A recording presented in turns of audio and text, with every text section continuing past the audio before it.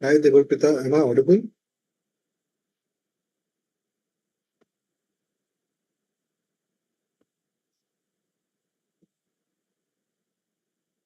Hello, everyone. I hope I'm also audible. Hi, Nilesh. Nice to meet you. Nice to meet you, Matthias. You're audible, yes. Can you hear me too? Perfect. Yes, perfect.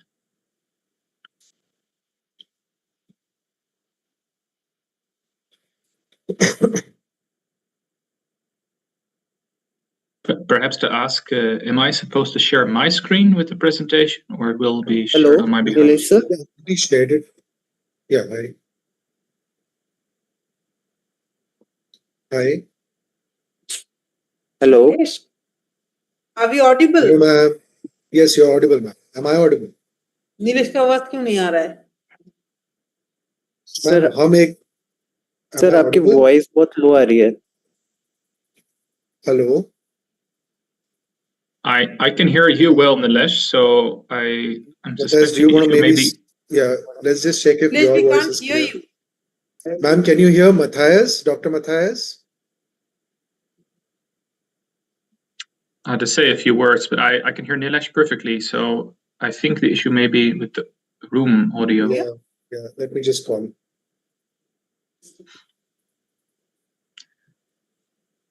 Brijesh.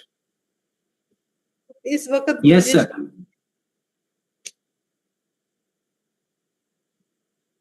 Hello. Brijesh. Hello. Because Matthias and I can hear each other clearly. Y'all are not able to hear us. We can hear you clearly. Yes. So the problem is probably at your end. Yeah. All right. अभी आ रहा है.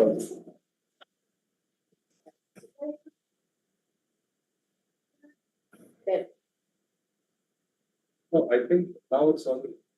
Can you hear us now?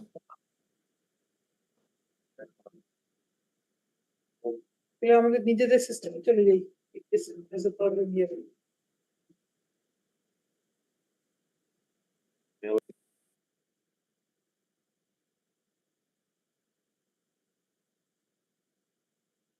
Brijesh voice आ रही है. Vijit, we don't have time for that. Yes ma'am. Yes ma'am. मैं मेरा अपने system में करा दो.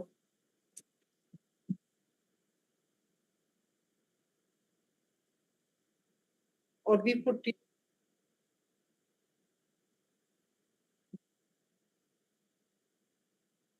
Hello.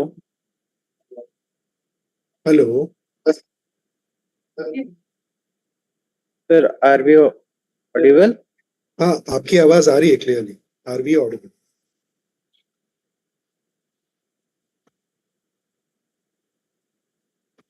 We are audible. Yeah.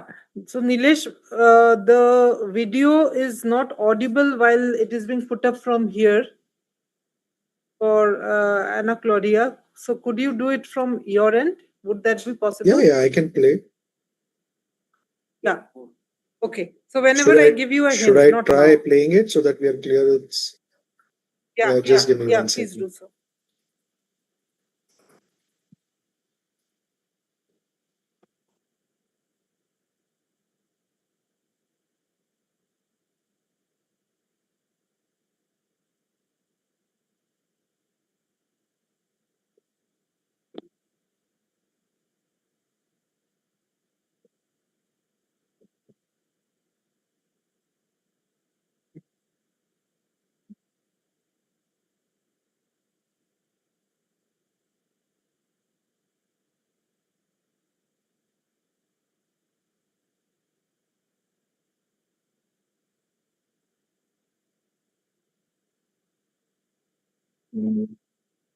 So, should I do this?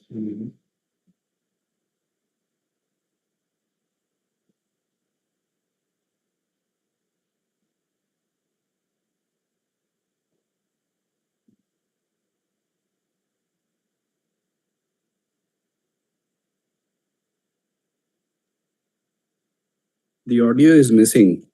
We can just see the. Is that audible to you all? No, the audio is missing.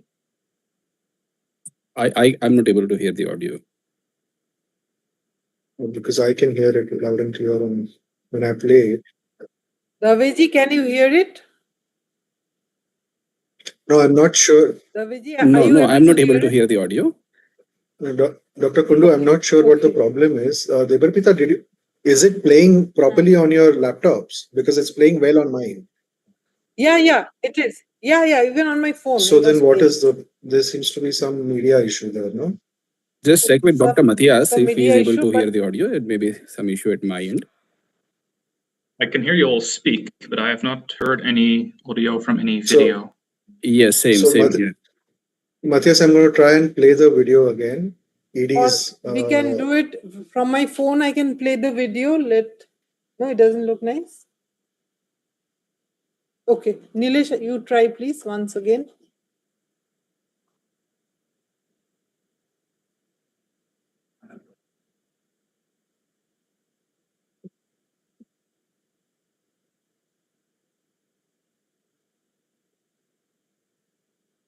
I'll be able to hear it on my end.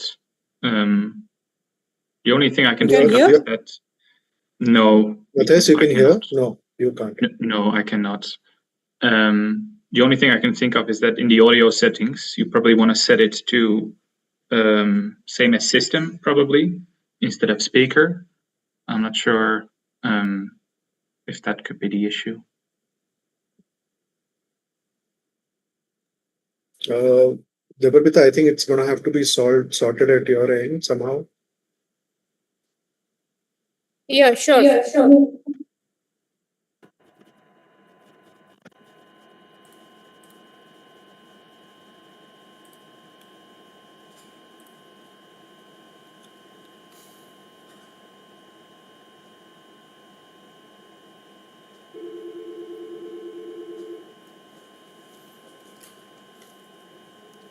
Hello. Yes, sir.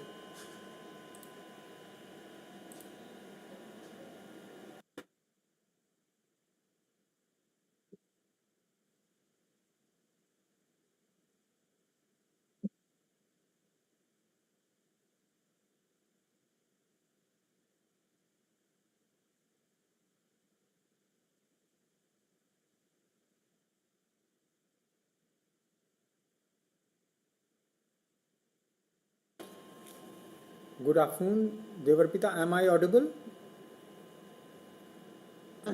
You are audible, sir. We are just starting.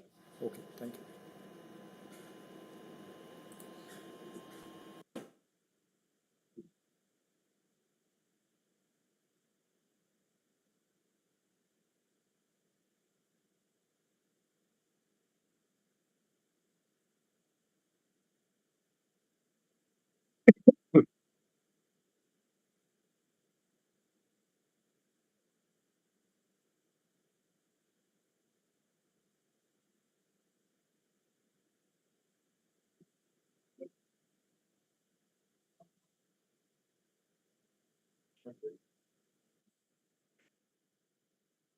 Debarpita, have you tried downloading the video? Or are you playing directly from the link?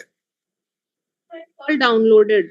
All permutation and It's down. combinations we have tried. Okay, Just give us a couple of seconds more. no problem. We've- No problem. Yeah.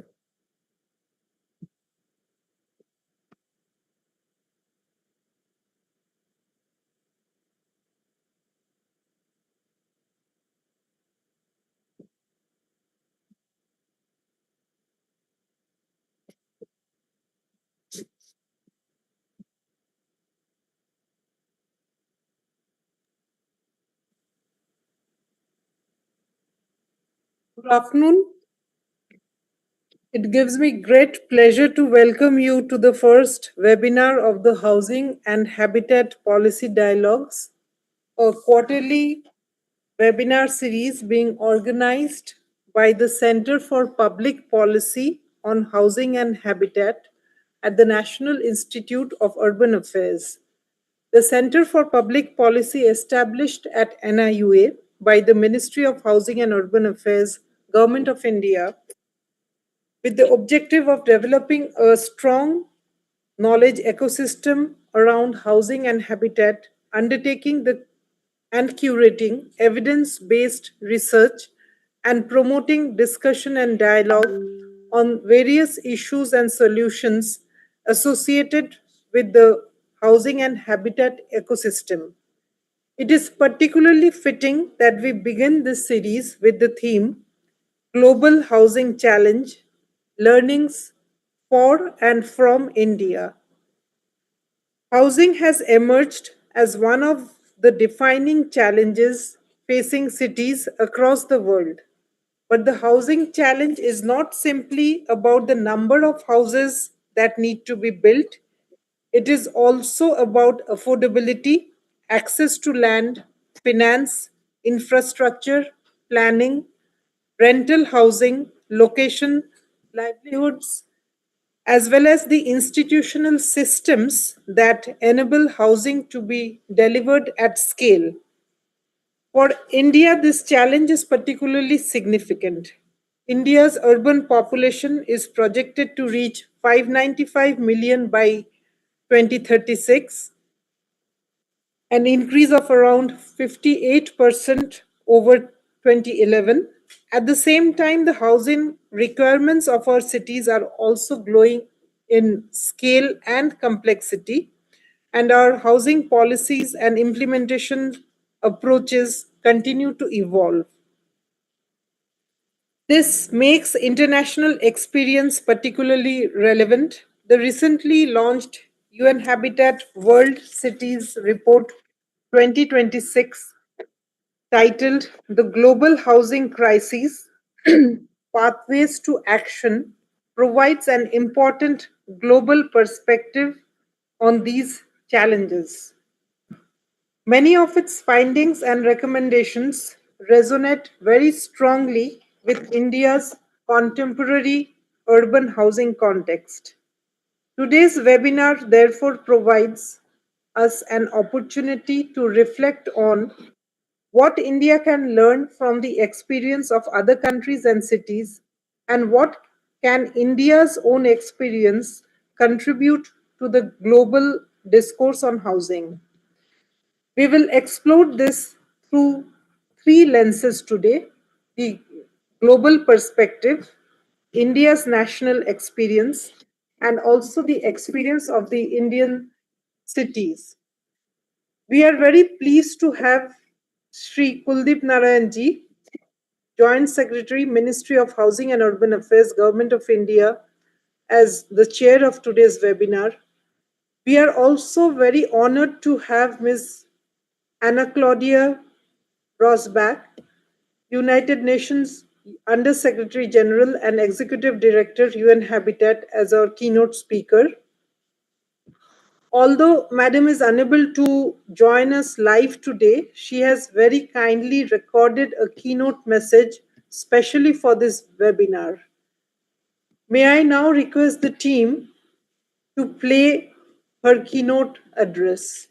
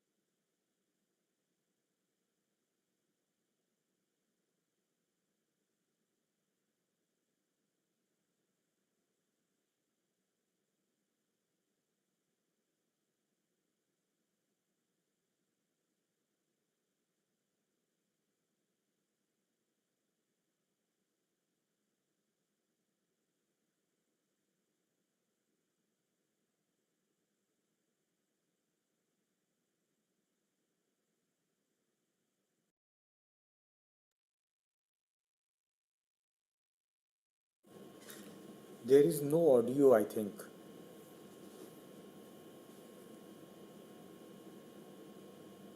Debrinaji, we can't, the audio is not playing actually.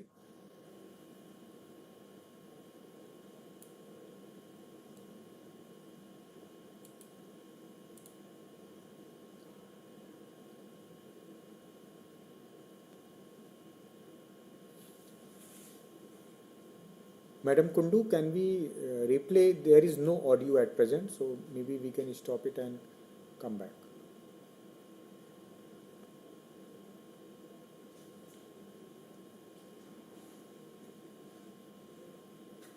Guests, distinguished delegates, colleagues, friends, balance. Cities become more unequal, less livable, shocks, jeopardizing our commitment. Excellencies, honorable guests, distinguished delegates, colleagues, friends, ladies and gentlemen. Very good afternoon to all of you. Namaskar. The global housing crisis is one of the defining urban challenges of our time, a central test of whether cities can remain inclusive, resilient, and just. Housing is not merely shelter. It is the foundation of dignity, health, opportunity, and sustainable living. The World Cities Report 2026 shows that this crisis is systemic, global, and worsening. Nearly half of humanity is affected. Around 3 billion people lack adequate housing.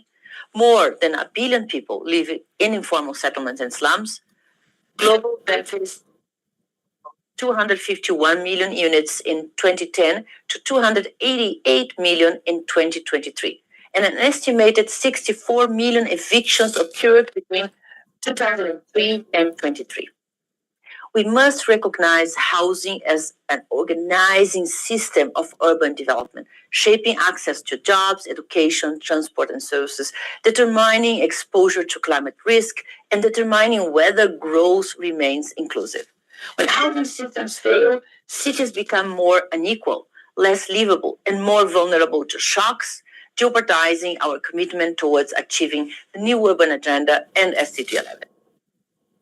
Crisis will require us to explore new forms, including non-ownership models, recognize the socio-economic function of housing, address tenure security, and design programs that are people-centered.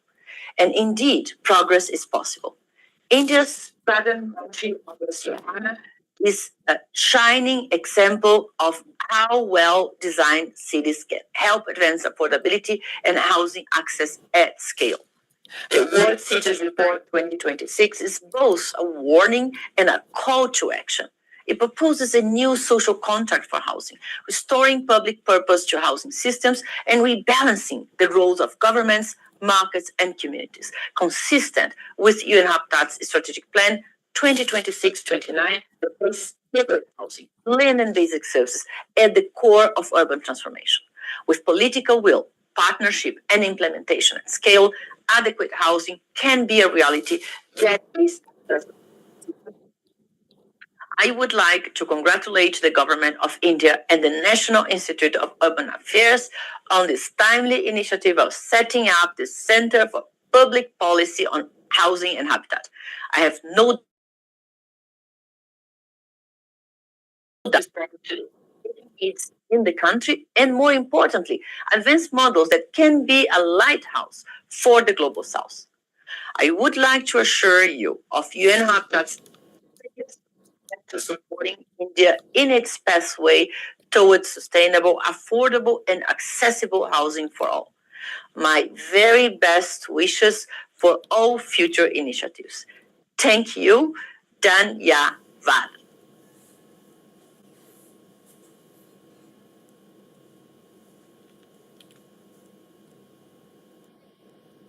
Very much, Ms. Rosbach, for that insightful keynote message and for setting the global context for today's discussion.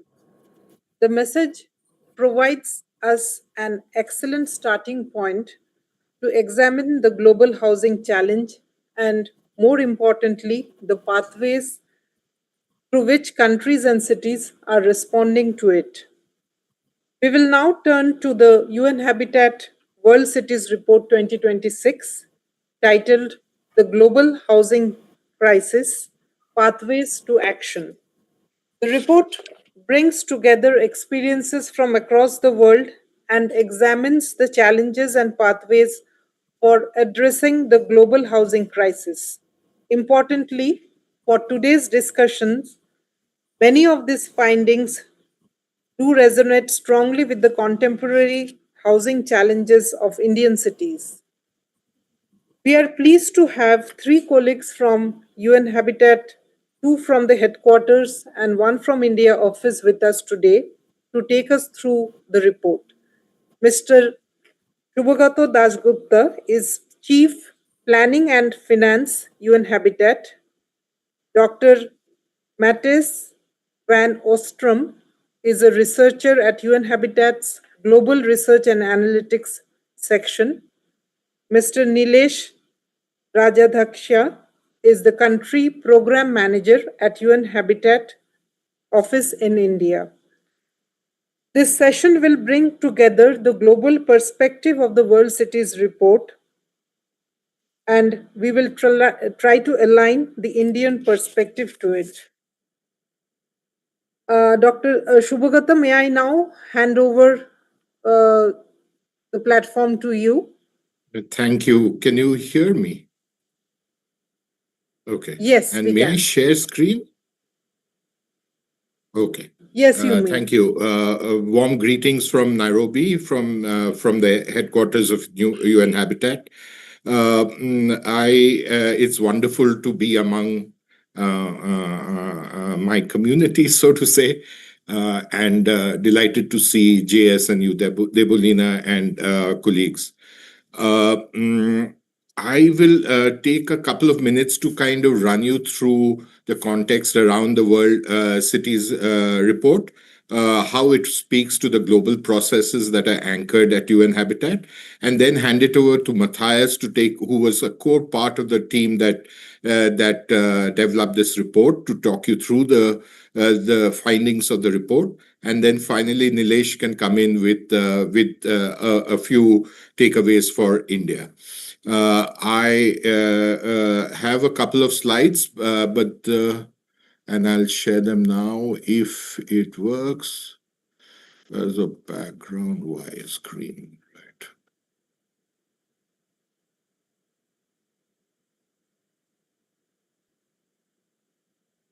Is it visible? Not yet. Yes, it is.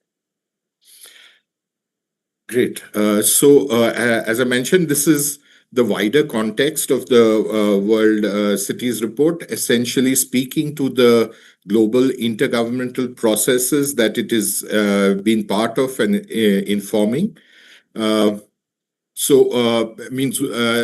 of the key elements of this has been the analysis of what the housing issues were and that was put together in a resolution adopted by all member states called Resolution 27 in 2023 and adopted at the UN General Assembly, which talks about affordable housing for all. At that time, it was recorded that 1.6 billion people lived in inadequate housing. There was a growing disparity, and there is a regression in the SDG 11.1 figures at that time, what was analyzed. And hence, all member states got together to create this resolution on the basis of which a whole set of normative work has started off. This process continues till the next Habitat Assembly, which is in 2029. As part of one of the main elements of this is the open-ended intergovernmental working group on adequate housing, which is putting together a whole set of documentation and policy directions which member states are signing off on, and will then finally be presented through a resolution again in 2029 and hopefully adopted by member states. Over the period 2023 through this period of 2027, every year there is a meeting of this intergovernmental open-ended working group, but they are intersected by a number of intersessional meetings which involve governments and government-nominated experts. It has expert group meetings of global academicians from case studies from across the world. And so it is a well laid out process that UN Habitat has been supporting to come to a global set of norms and strategies around adequate housing.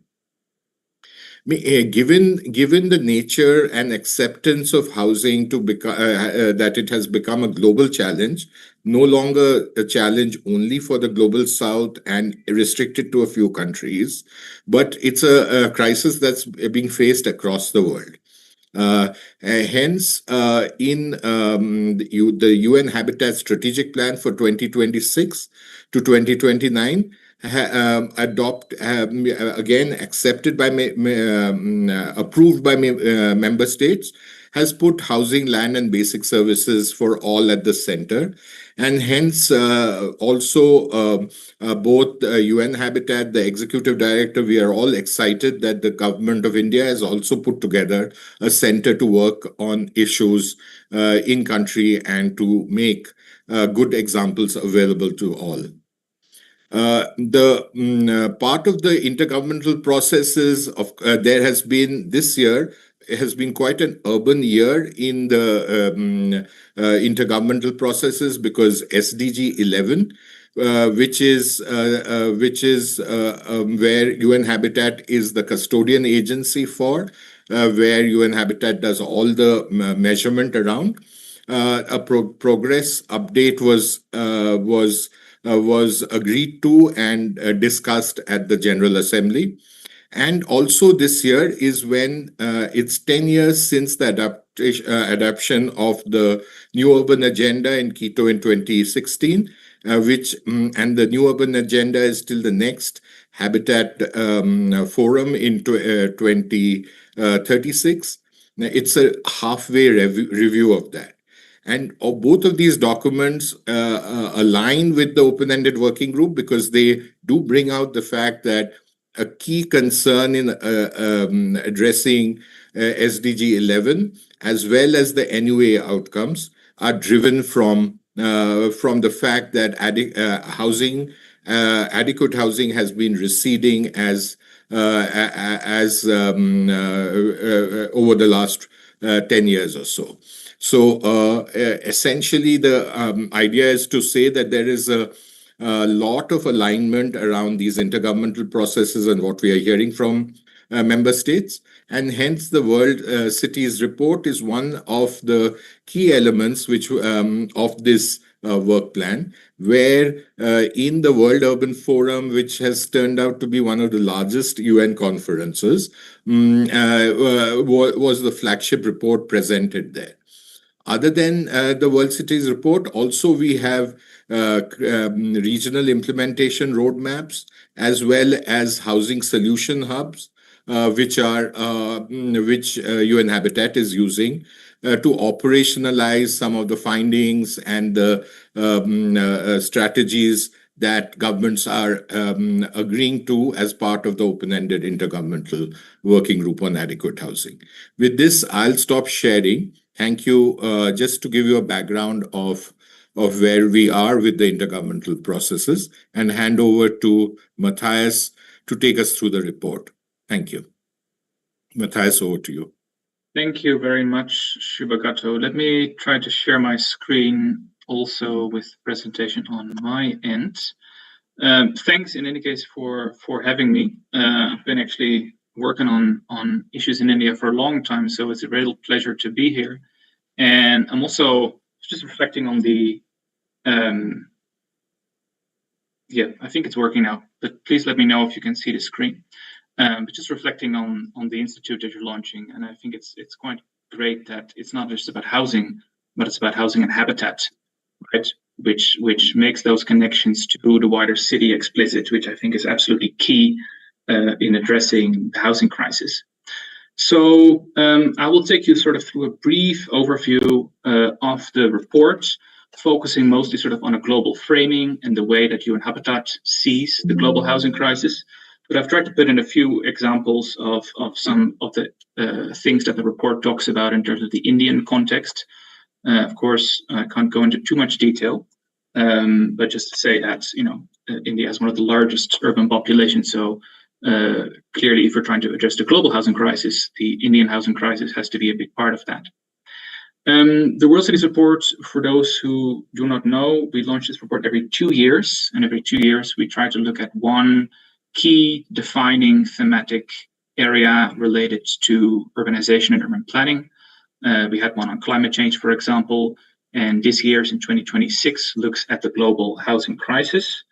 We both try to look at sort of the problem, the scale, the complexity, the drivers, etc., but then also try to provide some practical, evidence-based solutions that countries and other stakeholders can implement. So I invite you also to download it, to read it, because it's quite thick, so I can only touch upon so much. We launched it in May. It was a very collaborative effort with many experts involved, both within Habitat but also outside. So we truly hope this reflects a state of the art of where we are with the global housing crisis.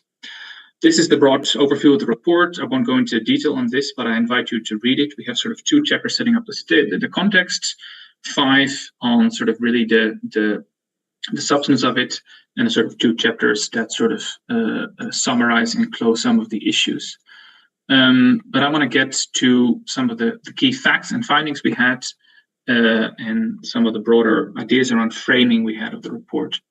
So 3.4 billion people are affected by some form of housing inadequacy. You may have seen actually quite a few numbers being thrown around, sometimes 3 billion, sometimes 2.8. Actually, it's quite difficult to measure housing inadequacy. And we can see that actually there's a whole range of different measures that different organizations and governments use. 3.4 billion figure also reflects rural inadequacy, which is often left out. So perhaps that is something also you want to look at with housing. That's of course not as an urban problem, but actually in India especially, it's also very much a rural problem. We know that by 2050, around 2 billion people will be added to cities. So that adds enormous extra pressure on cities to deliver housing. The report includes some estimates of housing shortages. This is just one measure of the global housing problem, but it indicates the scale that we're facing. And we see that things are getting worse, right? That's very clear. In 2010, we had 201 million units still lacking, and that has gone up to 268 by 2023. So regardless of the precise numbers, things are getting worse, and that's quite clear. Unaffordability is a big problem. 44% of households spend more than 30% of their income on rent, which doesn't leave much money left for other essential services, including education, including healthcare, especially for those countries that don't have a very strong welfare system, right, where people have to pay for these services. We see urban displacements actually reaching a number that has not been so high since almost 2 decades, and these people face, one of them is acute housing shortages where they have absolutely no house at all. We see that the rates for informal settlement in slums is still going up in absolute numbers, 1.16 in 2023, and this is projected to keep increasing. It applies to the Indian context too. And we see a lot of housing production is informal, more than 80% in some context, and India is probably up there with quite a high rate as well. The connection between housing and climate, very critical, and we see that many homes are being affected by and destroyed by climate change. We see again that many people are not able to access finance to purchase their homes, and only 25%, 1 in 4 of applicants is eligible for loans. And India has again quite an average one in that bracket in terms of the figures. And we see that there's a huge need for investment for housing to close not only the supply gap, but also all the other elements related to habitat, including services, public transport, so forth. So having given sort of some of the big numbers to you, I wanted to dive in a bit more actually around some of the sort of framing we had around the global housing crisis. And when we started working on this report, those 3 words in the title are really sort of the key summary to us. We realized that this crisis for the first time is very much global. This is no longer an issue that is simply faced by developing countries, Africa, Asia, etc., but that countries in the global north are facing acute problems as well. And this is a global issue, but it's at the same time also offering some opportunities where perhaps we can learn from each other, right? And I think that goes in both ways. I think the developed world can learn from countries like India, where housing is being addressed through means that are often dismissed or ignored in the global north, and vice versa. India can learn a lot from how countries in the global north have addressed or are addressing the housing crisis, including, for example, social housing programs, etc. Then the second bit around housing, we really had a big discussion about what that really means. Like I said, extending it to habitat. Within the UN, we have a formal framework called the Dimensions of Adequate Housing. This is a UN adopted resolution framework around what does adequate housing really mean, right? It talks about affordability, but it also talks about location, about accessibility. And this was an important dimension for us to make sure that we're not just looking at affordable housing, which is often what the discussion tends to focus on, but that to achieve adequate housing for all, there's many dimensions involved. And then finally, we reflected a lot on the idea of crisis. Is this truly a crisis, or is this really a structural problem that has persisted for decades? And I think through the report, you'll actually find that it's both, really, that we are having to deal with a structural issue, including people living in slum conditions, but that there's also aspects to it that demonstrate that things are getting worse within sort of the last 10 years.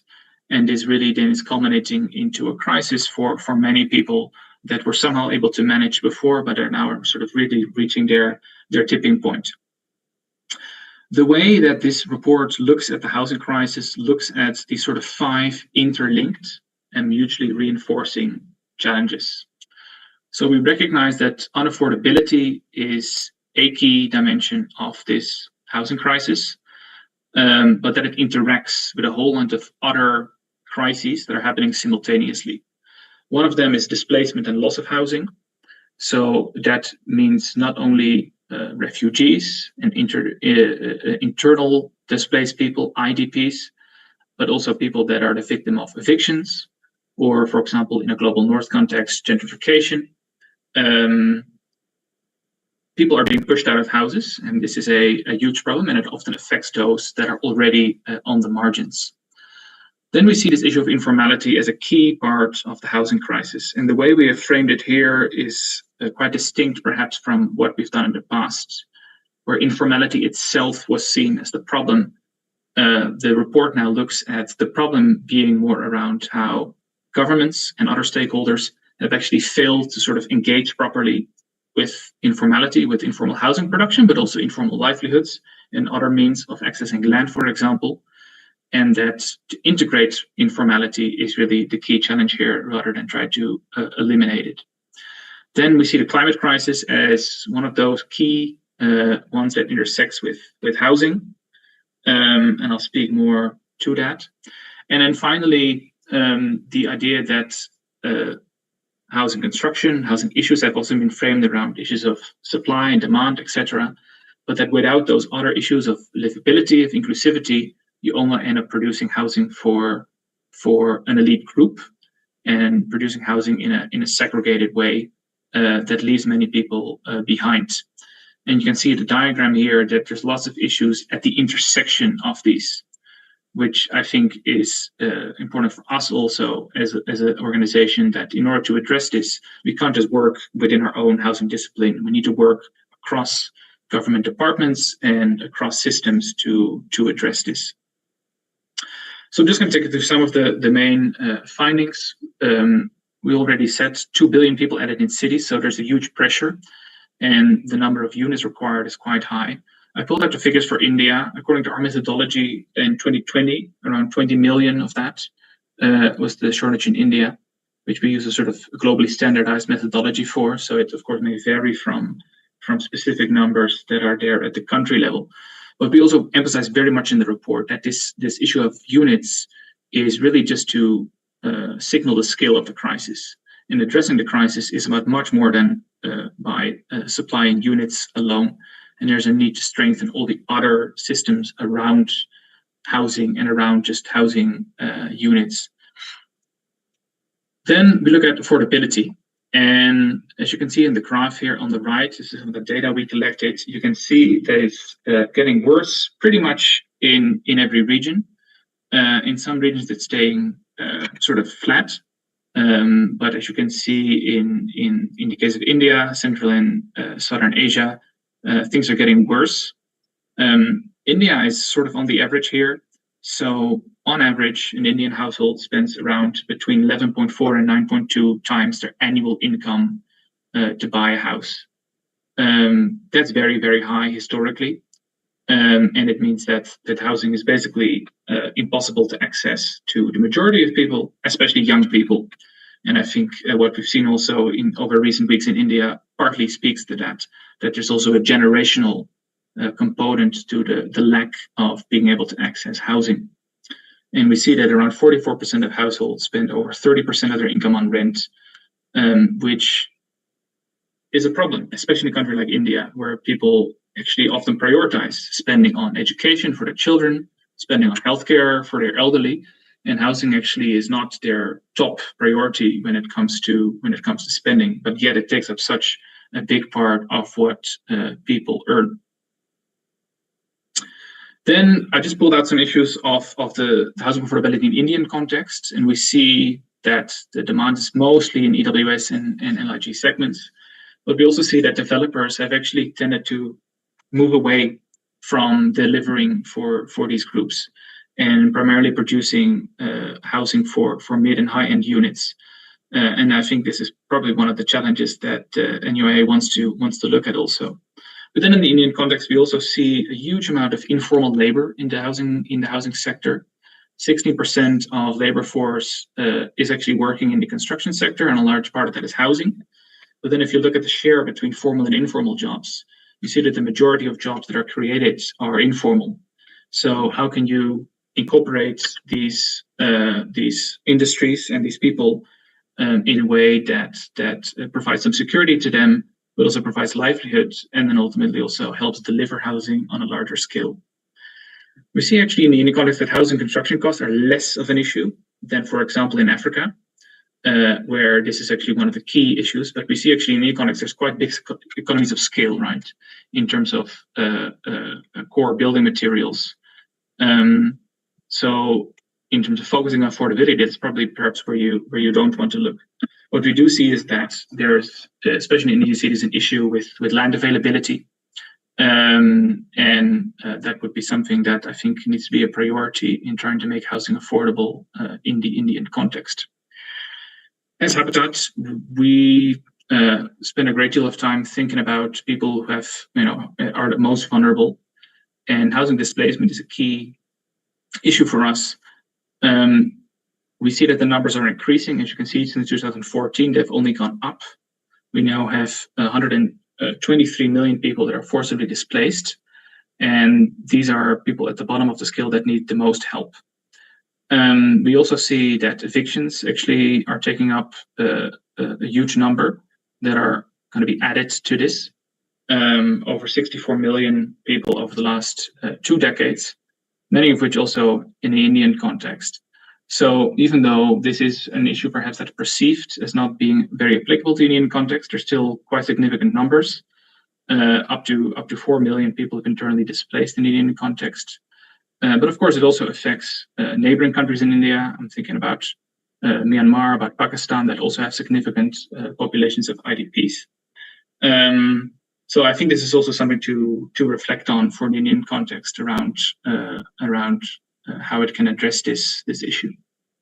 Then I wanted to spend a little bit more time on the issue of informality, which I think is a very prevalent issue in the Indian context. And the way that the report frames informality is that we need to move away from this idea that informality is something that is bad and needs to be gotten rid of, but rather understand it as something that is a logical response by people in the face of the housing challenges we face. And we've seen a lot of eviction in the past. What we try to encourage through this report is for governments and other stakeholders to actually leverage housing, to leverage informality, to address the housing crisis, to look at informal labor, informal housing practices, informal land management, informal infrastructure production.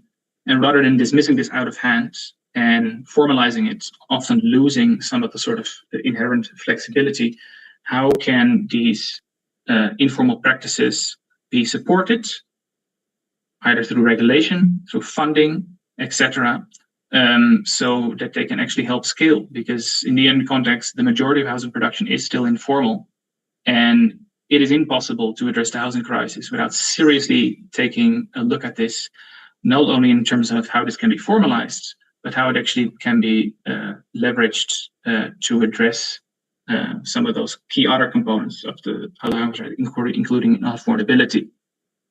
And we see a mixed picture in India. The numbers here are again from some of the data we've been collecting for a long time. 40.8% of our population lives in informal settlements. And the picture here is similar as the global context. So we see that absolute numbers of people living in informal settlements are still increasing, while the percentage is going down.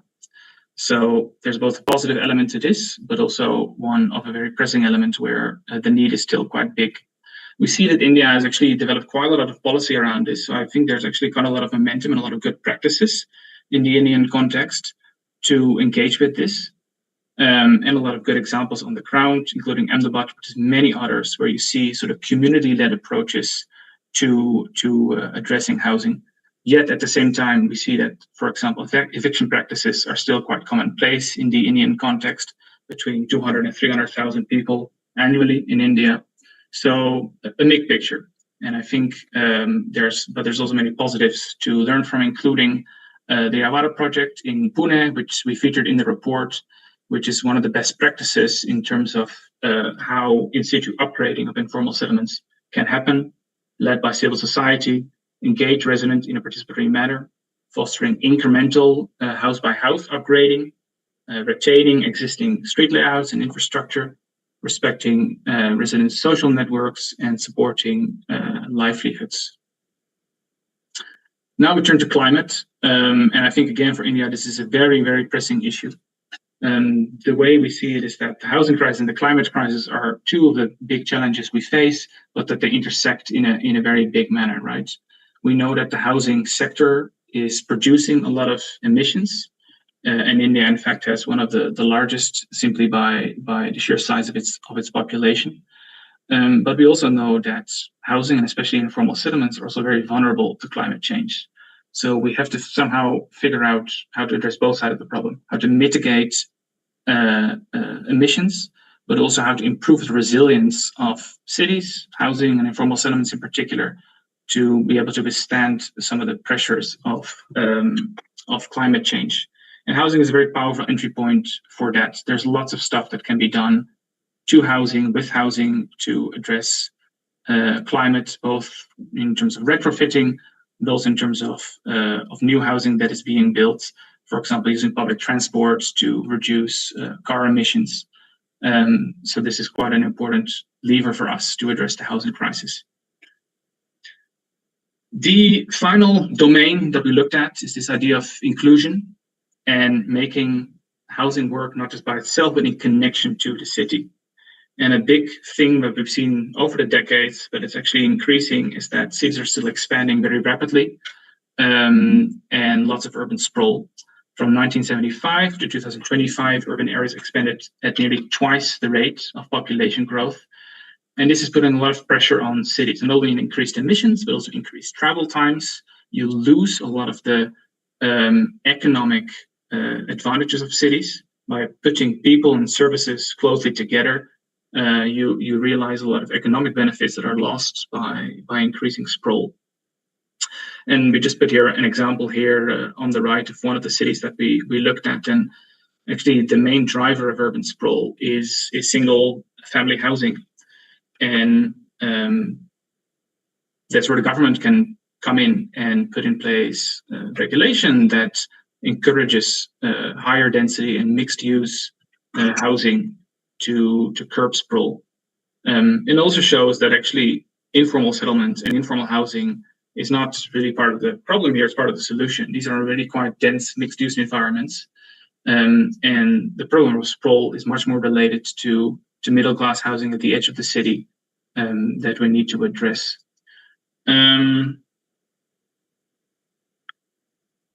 A key angle that we looked at to achieve inclusion for housing is to look at pro-poor housing approaches.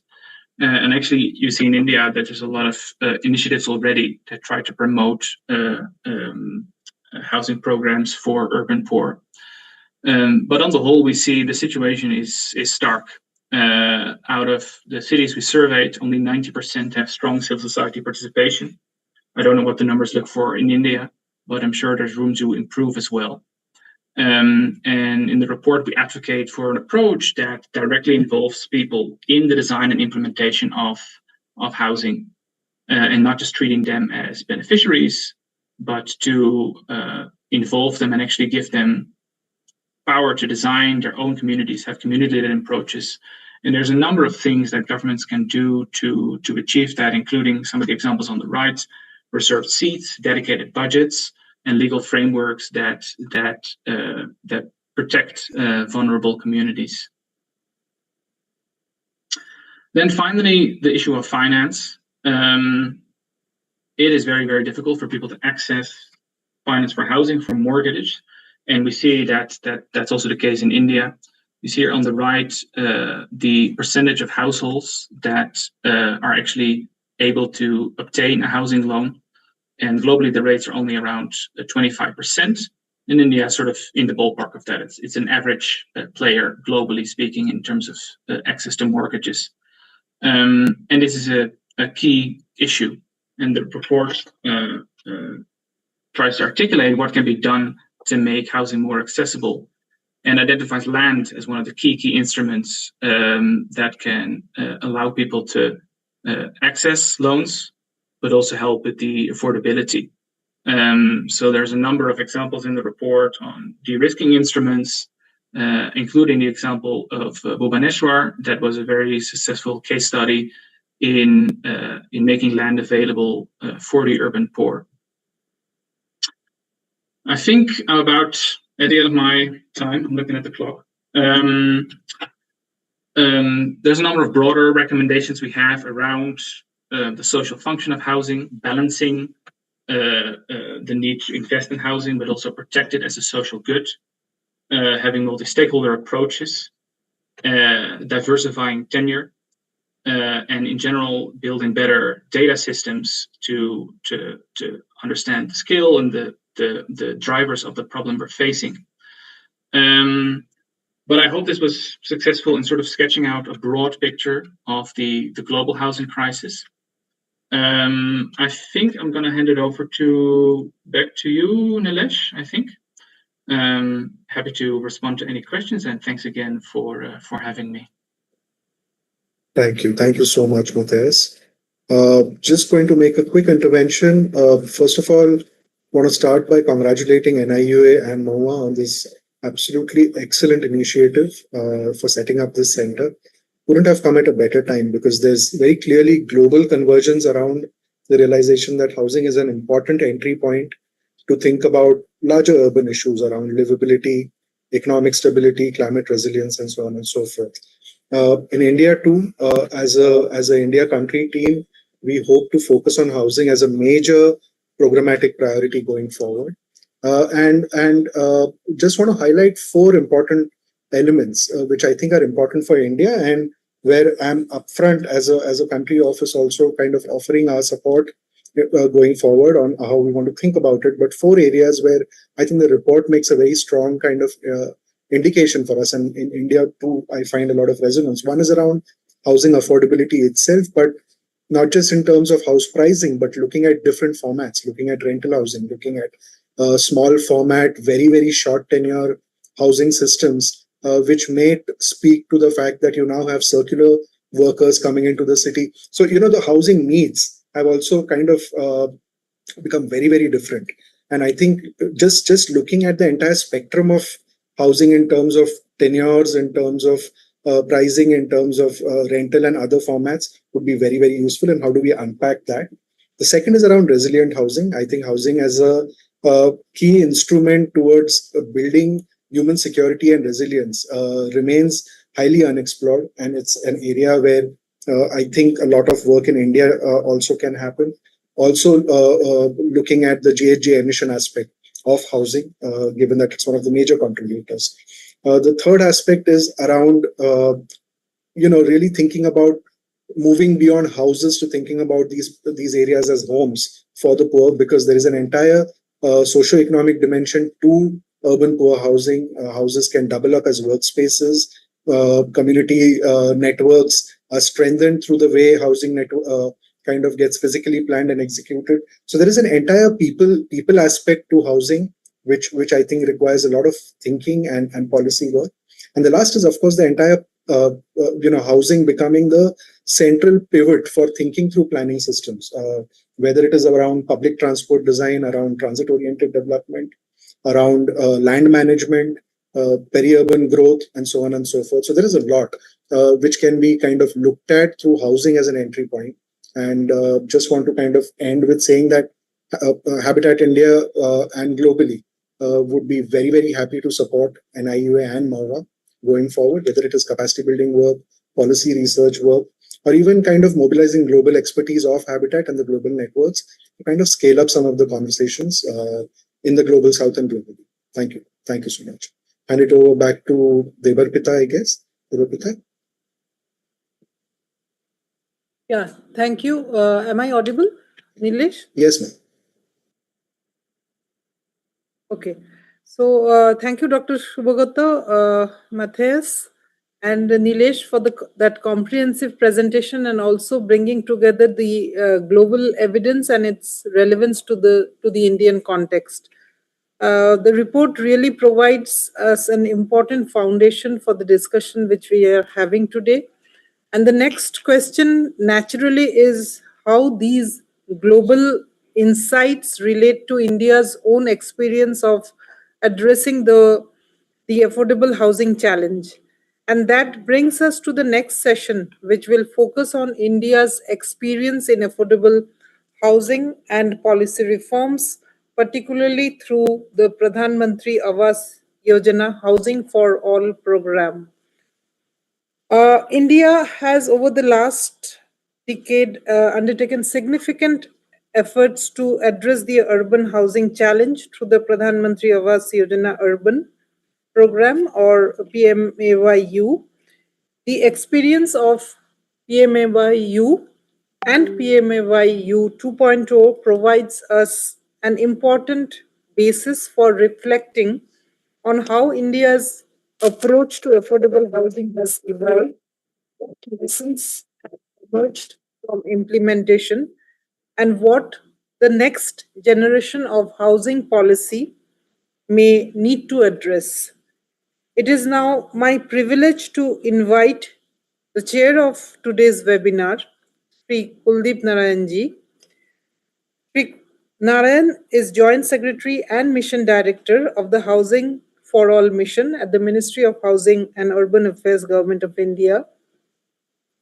I now invite Sri Narayan to share his perspective on India's experience with PMAYU and the evolution of the urban housing policy. Sir, over to you. Thank you, Devilina.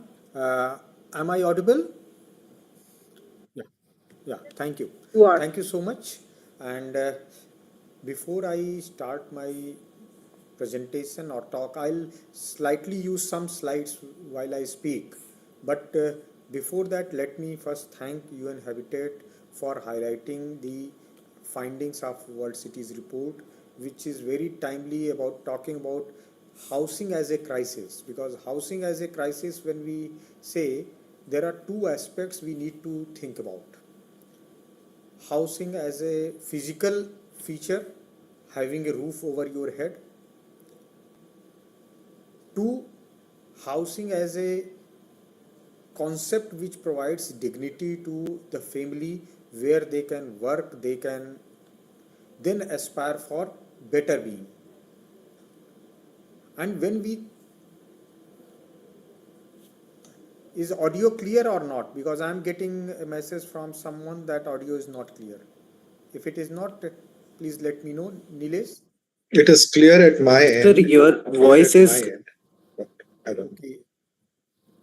your voice is low. Voice is a bit, we cannot hear you well, although it is clear, but Volume the is volume low. is low. Okay, just 1 second. Yes, sir. Let me.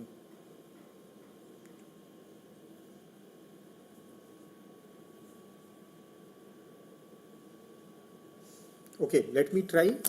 If it is slow, then I'll try to speak louder. I think that will help.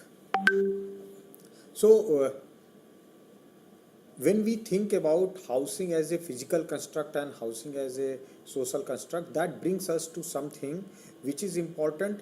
Let's not take housing as a just roof or something, but its place in habitat and as a launch pad so that the family can get integrated into the society at large. And when we see that, although number of uh, population which is living in slums may be lower, but when you see adequate housing, the percentage not having adequate housing is actually higher. That is something we have to keep in mind because of having different data sets, what is the percentage and what is not. And seeing this as a problem, let me share some slides how India perceives it, how India has started working for adequate housing. I would call it, although Vambe and other schemes were there in India, but real concerted effort, dedicated effort started with JNURM, which got amplified at in when PM Awas Yojana Urban was launched, that is Prime Minister's housing program, and our experience of implementing Rajiv Awas Yojana and PM Awas Yojana for last 12 years gives us a lot of insights, and I'm sure some of the best practices, some of the practices, three representatives from states would be sharing. So let me give you some broad national perspective where we are, what we are thinking. I think I'll be able to show my slides. Let me try to share.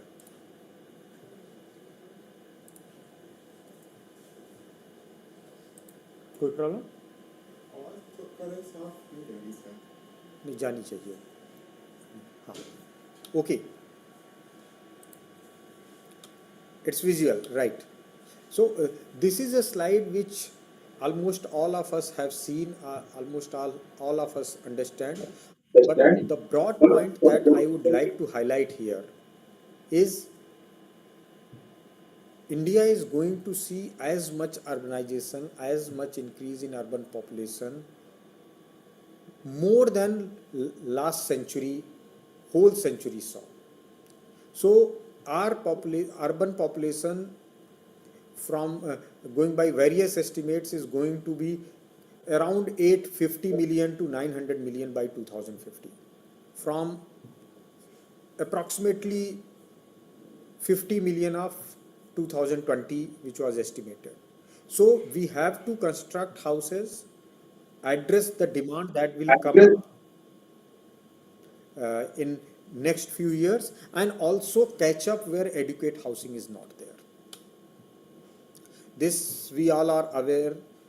This is why I mentioned in the beginning that adequate housing, adequate space is the key term, key criteria, not only having only the physical space where a family is living, which may be insufficient, which may lack some basic services.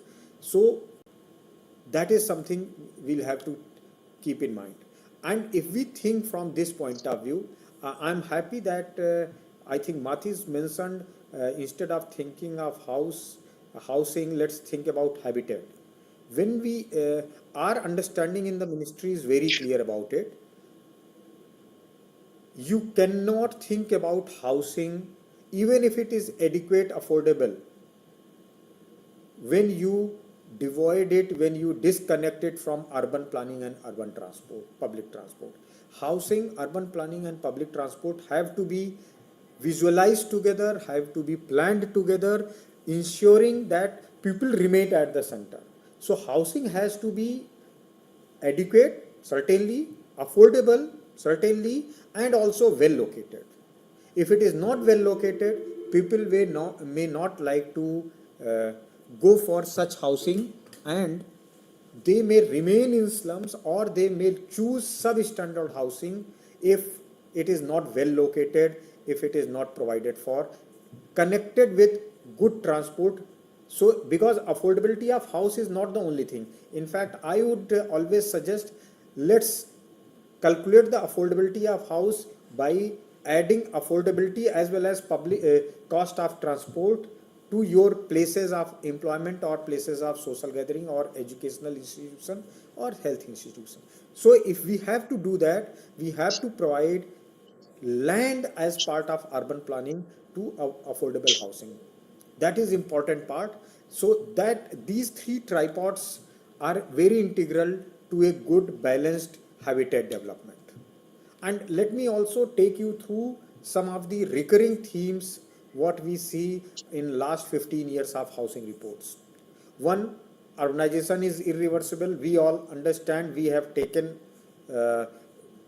all the speakers before me also pointed it out. Across the world it is happening, and certainly in India it is happening as a much higher rate. In fact, the next assessment says that more urban population will be added, not in percentage but by orders of magnitude, in South Asia, India and Africa in next 25 years. Everywhere else it may get reduced, but these are the places where it is going to get higher. And most of housing shortage is in EWS LIG sector, no doubt about it. Third, land cost is the core constraint. Actually, land security of tenure, that is something which drives the cost of housing as well as which drives unavailability of housing. So affordability and unavailability both are driven because of land. Then comes something which is important for us, that rental housing as a social endeavor, as a government endeavor, has been neglected for quite some time in the light of continuous pressure on ownership model of housing. So be it social housing, be it industrial worker housing, be it employee housing, be it anything. But a lot of people do not require or do not intend or cannot afford to have ownership in the first place. So rental housing should also be adequate in the society, and it should not be informal, it should be formal rental housing. And that brings us to that vacancy paradox. Close to 10 million, more than 10 million, in fact 11 million houses were vacant in 2011 census. We are expecting in 2025, that is 27 data that will come for the latest census, that will also have similar numbers. So that is something we have to really address, and ministry is very much conscious of this fact.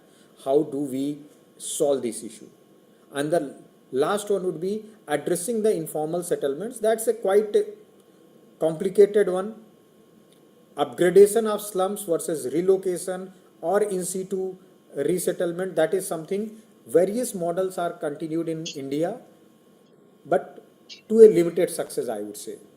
So if we have to address holistically this demand, we have to have all the partners addressed, all the types of housing also addressed, individual house construction, government housing schemes, private developers get good incentives, industrial worker housing, rental housing for working women or students or migrant workers, so that it's a balanced development and we do not get into one side of I would say one-sided housing focus we are not attracted to. That is very important here. So considering this, our PMAY, that is Housing for All mission, is working from starting from 2015 with a very basic architecture, basic vision that every family should have access to pakka all-weather houses with all basic amenities. Various verticals are there. We call it kind of cafeteria approach because India being a big country, there are smaller cities, there are bigger cities, there are metros. So one size does not fit all, and we support, provide government viability gap funding, nudge to beneficiaries and to state governments, urban local bodies, so that more and more houses are constructed or acquired by beneficiaries.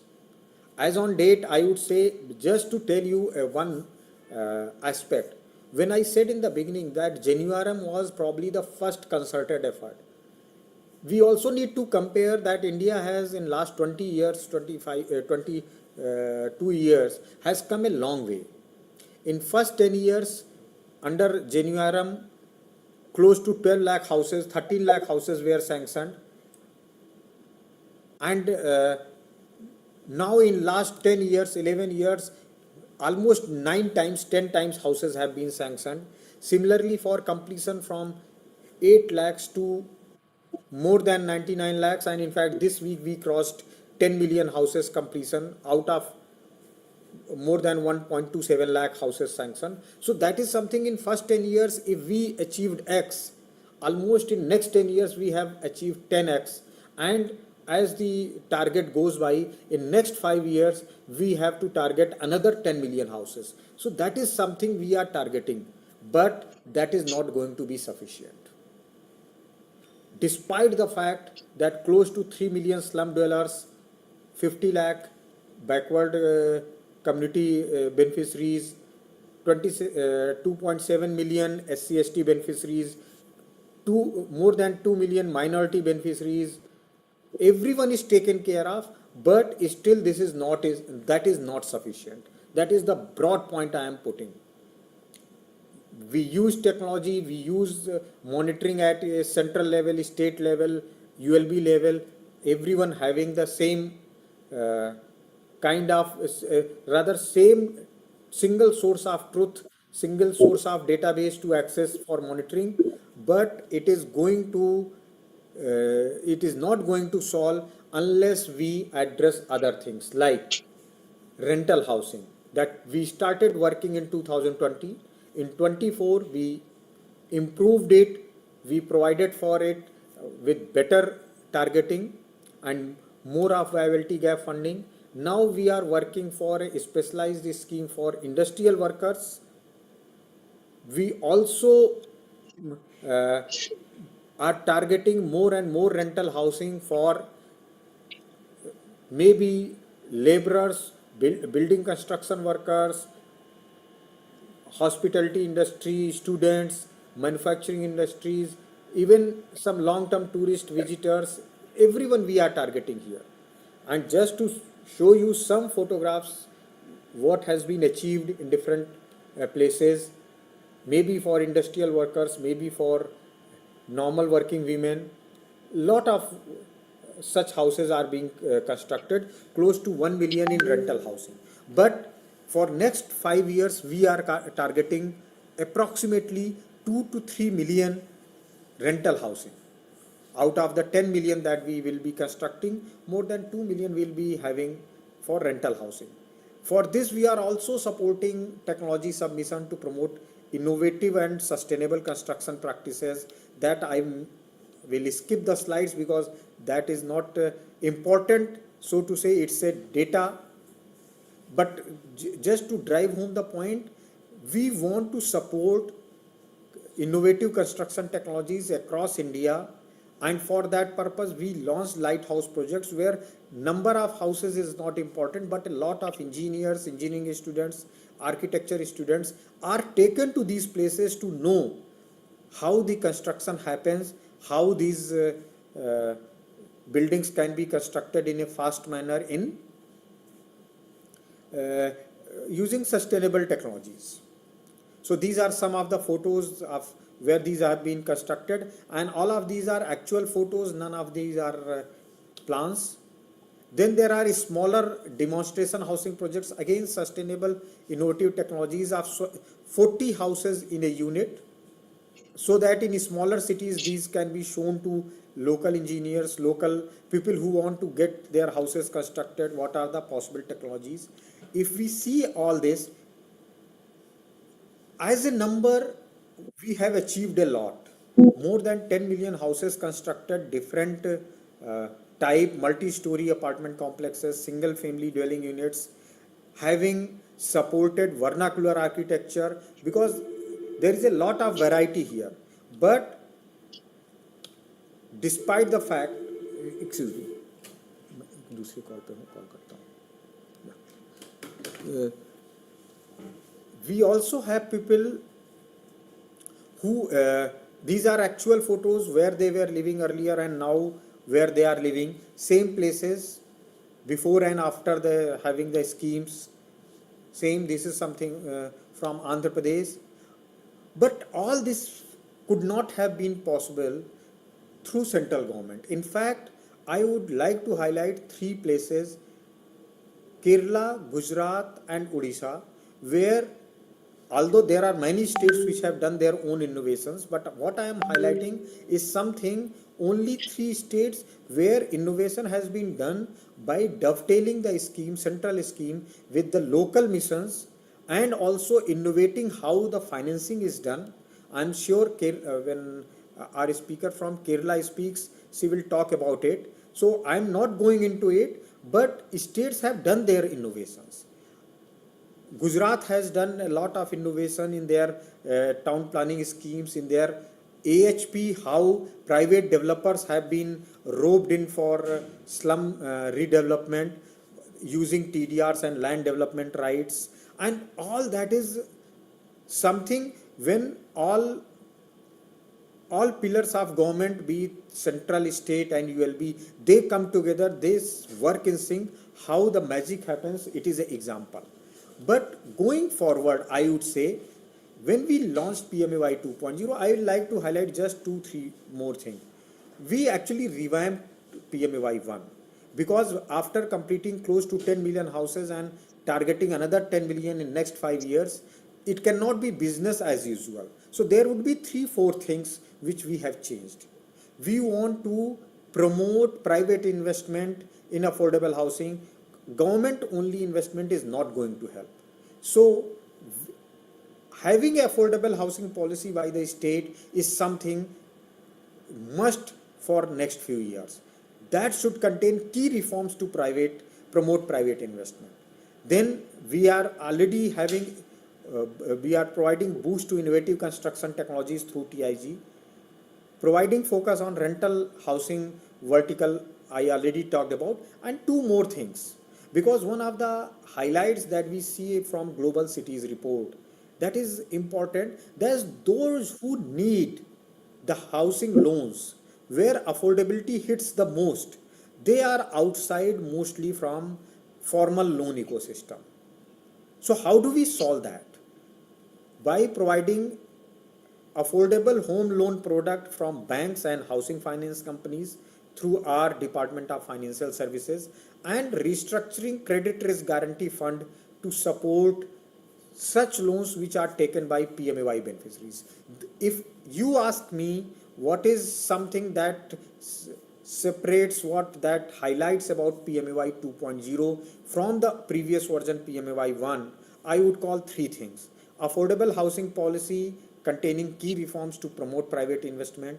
2, affordable home loan ecosystem promotion for people working in informal sector, and providing restructured credit risk guarantee fund so that such loans are provided credit guarantee, and they are, so banks and housing finance companies find it comfortable to give loans to EWS and LIG segment. That is what we have done. There are reforms taking place for this thing, but let me tell you something that recently we had. Yesterday, in fact, we had a full day national conference of state and urban local bodies, mostly million plus cities, and financial institutions, housing finance companies. Niti Aayog, along with Mohua, we gave a report in 2025 December. What are the practical best practices, practical pathways, and to promote affordable housing, building upon success of PMAY? So there are four such verticals: how to increase land supply, how to increase housing stock, how to promote access to capital, and promote rental housing. That is a good reading, in fact, for anyone who is interested. We have a copy on our website. It's a freely available. Anyone can read it. And two things what I highlighted: home loans, very simple thing. No salary slip, no income tax return, but on basis of something, no income tax return, no salary slip, but on basis of minimal or no documented income, on basis of digital footprints of banking and other economic activities, a person can be appraised about his loanability. And to provide support for that, there is credit risk guarantee fund.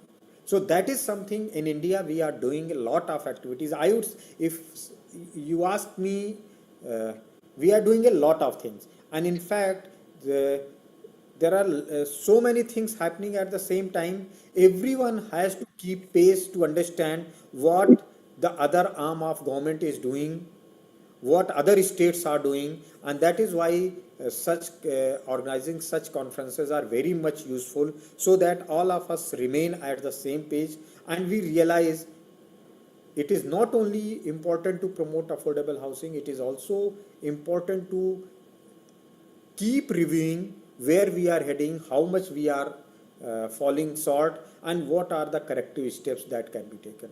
So from my point of view, this is something, a short point I have tried to put in, although I took a slightly more time than I had intended and Kundu madam has permitted, but I think that will give us a good vantage point from ministry's point of view. Thank you so much.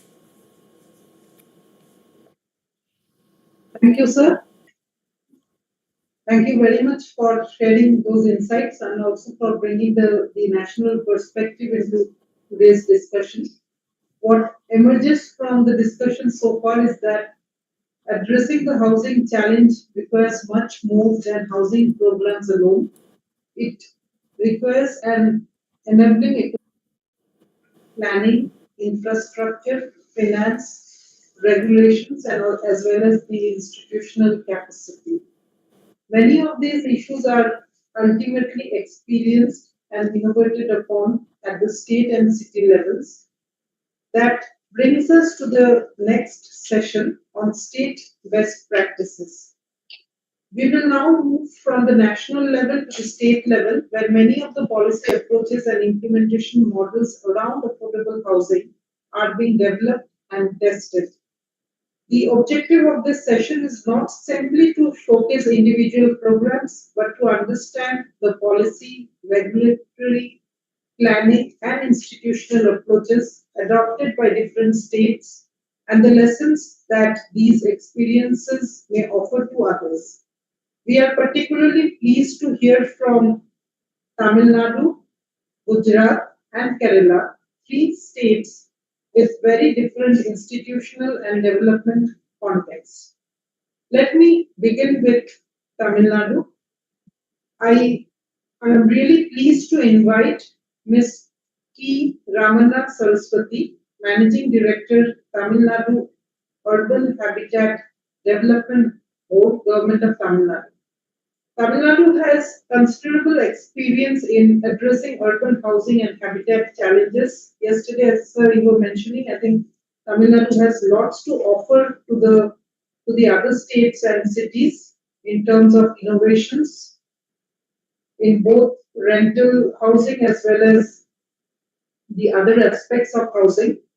Madam, I would now particularly request you to share your perspective on Tamil Nadu's experience in delivering affordable housing and improving housing and habitat conditions for vulnerable households, as well as the institutional mechanisms that have supported these efforts.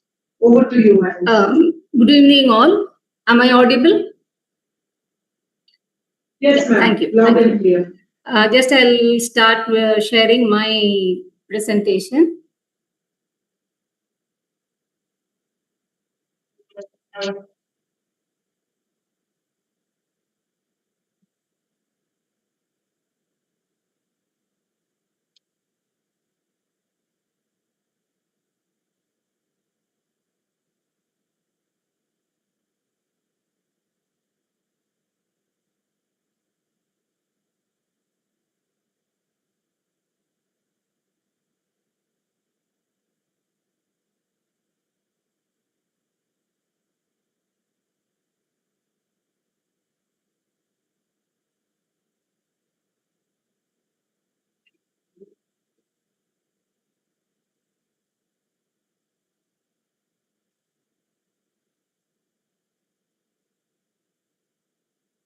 Madam, do we run your presentation? Yeah, just a You have minute, an ma'am. hour? I'm just trying to share it. Okay, sure.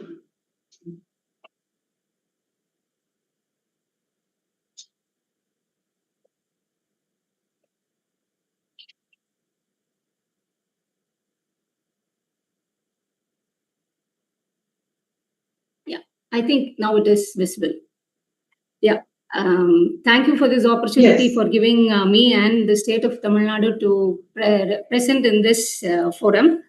I personally thank Kuldeep sir for this opportunity. Yesterday, though, we had mind-blowing sessions from the morning, and we had different other features that we can adopt, learn from the other states of the country also. So I was personally, I thank personally, sir, for giving me this opportunity today to share our state's performance in this forum. Thank you, ma'am, and thank you all the other colleagues for giving me this opportunity. To share the Tamil Nadu experience in addressing the challenges to afford an adequate urban housing.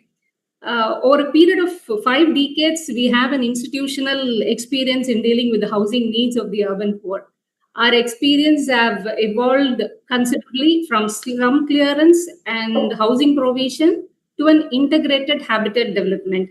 Today, I like to share not only our achievements, but also some of the lessons and challenges and approaches that may be relevant to the wider global housing conversation.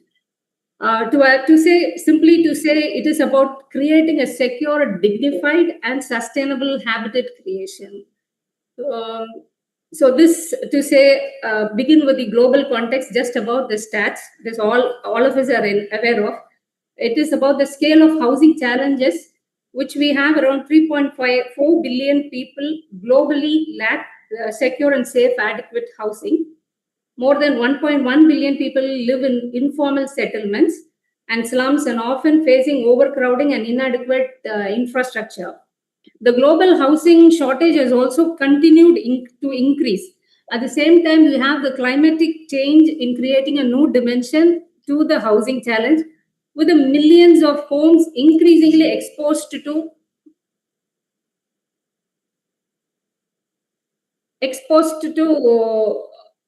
climate-related hazards.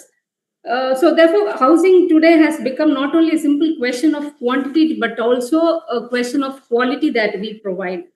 So it also gives the question of adequacy, affordability, location, tenure of security, resilience, climatic resilience, and access to other services like roads, schools, hospitals, everything put together.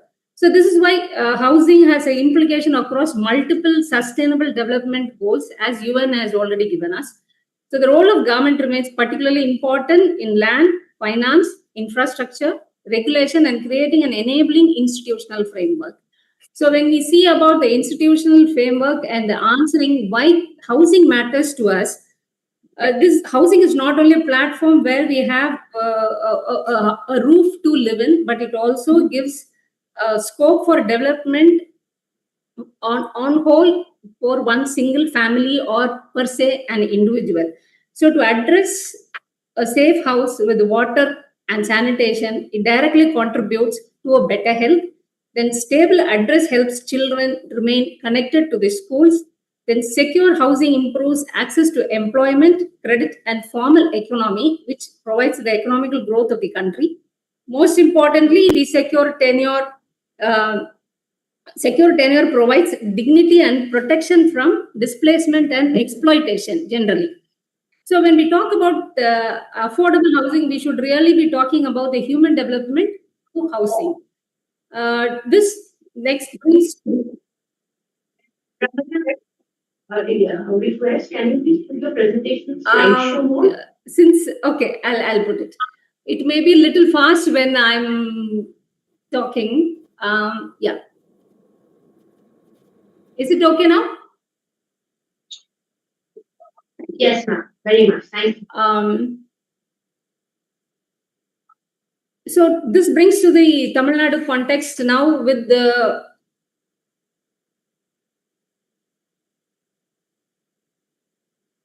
evolution of 50 years of institutional journey. Starting from 71, we have the Tamil Nadu Slum Clearance Board, which was established and dedicated for the institution for slum clearance. Then initially focus was largely on the clearance and provision of tenements. Over time, approach changed, including plotted development, then secure tenure and infrastructure provision. Subsequently, PMAY climate-related resettlement brought new dimension to the work. In 2021, the institution was named as Tamil Nadu Urban Habitat Development Board. The change in the name itself reflects the change in the fundamental philosophy. We are no longer dealing only with the slums or houses. We are also dealing with the urban habitats and communities. So this institutional evolution is perhaps one of the most important lessons that we have learned. So to explain the Tamil Nadu housing ecosystem, it is not only the urban habitat that is providing housing to the urban poor. We have the other verticals in our department, which are like town and country planning, dealing with the statutory planning, Chennai Metropolitan Development Agency, which focuses on metropolitan planning.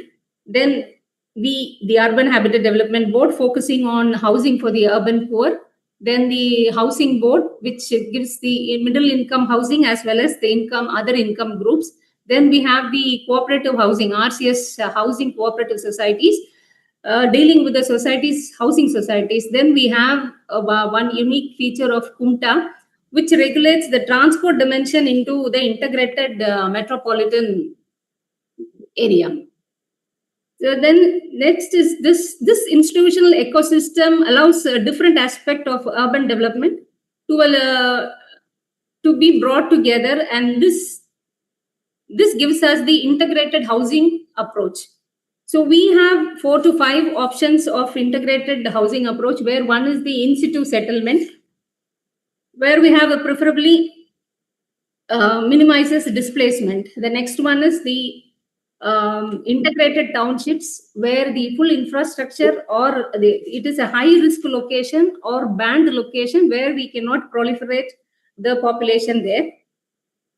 Then comes the beneficiary-led constructions, where families already own land and they build their own houses there, for which we have the subsidies given. Then the existing dilapidated housing may be reconstructed with the better design and higher FSI. So, but housing alone is not the solution for this. We have the maintenance of these housing units, as well as some technology and innovation involved to give a better housing approach to all the population here, urban population. And least to mention, we have the economic empowerment given to the residents of these tenements, where we give skill development and employment support to them. So over a period of over the period of like from 1970 to 2025, we have given about 5.62 lakh tenements, developed and allotted to more than 1.31 lakh plots. This continues to maintain around 2.25 lakh tenements.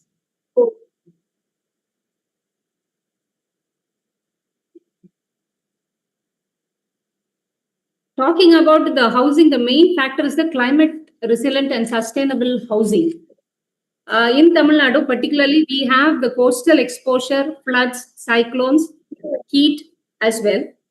So, to incorporate resilience at the design stage itself, we have now during the design phase itself, we have the material change, material management for a better thermal performance and faster construction.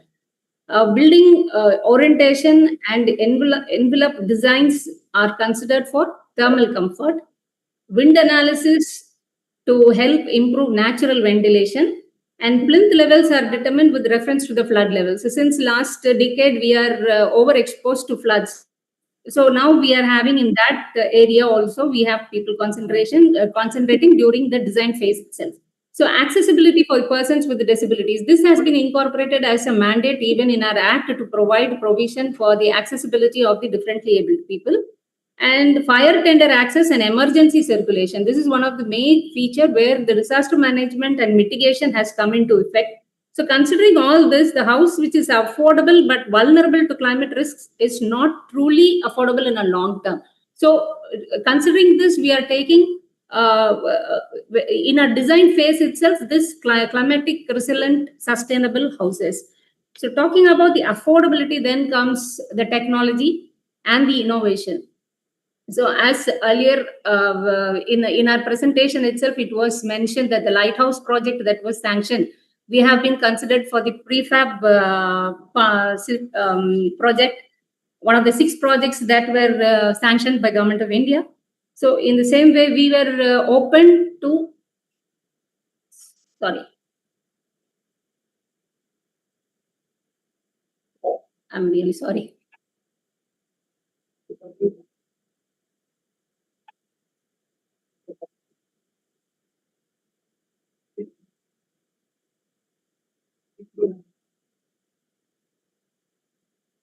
Yeah. So we were really open to technology and innovation. That's why we had come forward experimenting with monolithic concrete, prefab concrete systems, as well as we are trying to implement the climatic resilient features in our buildings. So it is to take control of the quality, the time of implementation, as well as the cost effectiveness, durability of such housing units, whatever we are doing. So to mention about the lighthouse project Perumbakam, we have around 1,152 tenements, each with 413 square feet, and the project cost is 116.27 crores. But the emphasis here really goes to the not only to the construction technology, but also the social instruments that have been included with us. We have created a full complete neighborhood with Anganwadi, library, then milk booth, retail shops, such kind of facilities like including sewage treatment plant and electrical infrastructure. Everything has been provided there. So not only focusing simply on building blocks, but on creating a functioning neighborhood from the beginning itself. So this is one of the important principles for all affordable housing programs, where technology accelerates the creation of a better environment, better communities, and not only expediting the construction of buildings. Next is the Kannagi Nagar settlement. We would say this is a kind of resettlement to neighborhood. This is one of the concept that was created. It is one of the most Chennai's largest resettlement location, with around 23,704 tenements and more than 95,000 residents are there. So the initial experience, what we had highlighted was the several challenges associated with that was the peripheral location. So to this, there was no adequate access to schools, healthcare, transport, and employment, which resulted in social isolation. So now this physical isolation or a relocation was only part of rehabilitation. So for this, we had to improve the infrastructure, and redevelopment efforts were put in to move the settlement towards a more integrated neighborhood. So the key lesson from this was that should not measure success simply by the number of settlements we have created, but with the uh, with the accessible amenities that we have provided to the relocated houses and the families for their better living. So these are the voice of changes. Now we have one of our residents from that Kannagi Nagar being part of the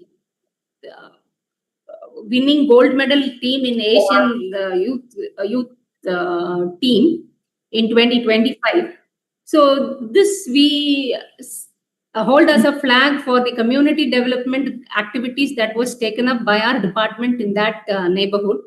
So this livelihood resource center provides training, mentoring, and market linkages. We have helped the self-help groups to identify their market, and we also provide timely skill development programs further for them to improve their household income, and also bring them to a different participation in their work also. So this and youth have been encouraged to participate in sports. We have been providing coaches for different sports activities, by way of which young minds are directed towards constructive sources, and so that they have their future also built in a better way.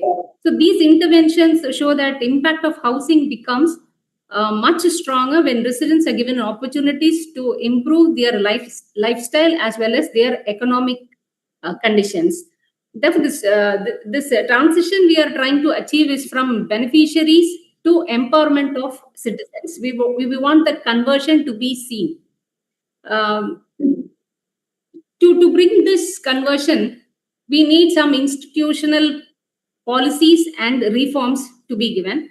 So for that, delivering housing at a scale that we require some institutional reforms alongside physical construction. Same way, Kuldeep sir has been mentioning about the Act reforms that we have to take part. Same way, the state of Tamil Nadu is also having the Act revised, and it is under consideration at a government level. It is under preparation. Soon we'll be implementing the revised Act and rules. The same as per the directions, we are also happy to inform that we are part of this institutional reforms. So apart from that institutional policies, we have our own small set of operational procedures which we follow to rehabilitate and develop the human resources in these tenement areas, so that they are taken care in a long term. We have encouraged formation of residential welfare associations, and so that they take care of the base minimal maintenance work of that area.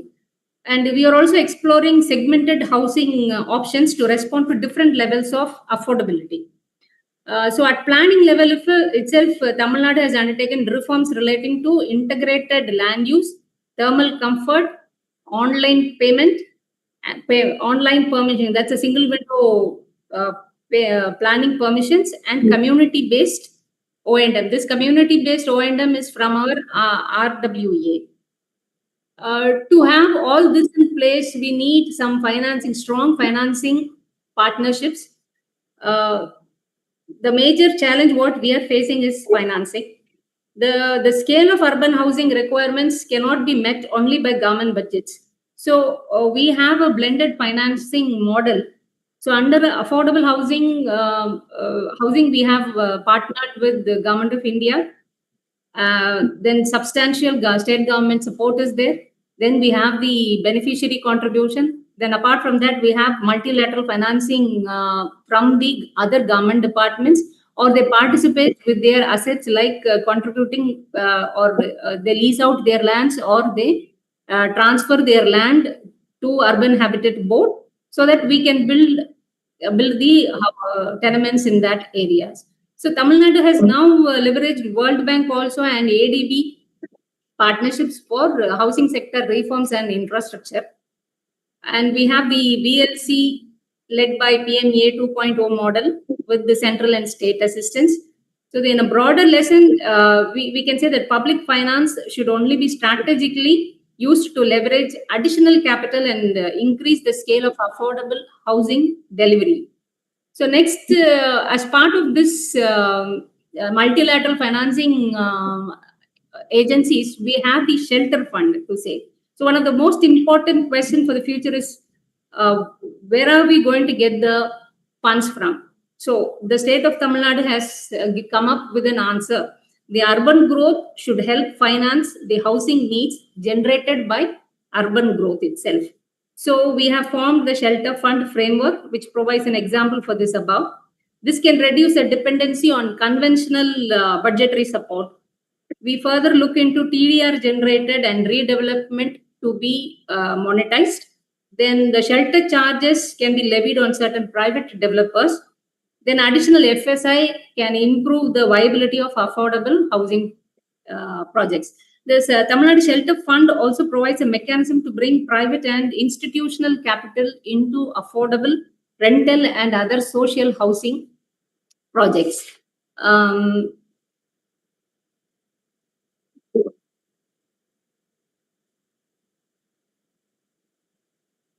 So now with this, what are the lessons what Tamil Nadu has learned out of this 5 decades of housing is that first is housing is only a beginning. House must be accompanied by livelihoods, education, and services.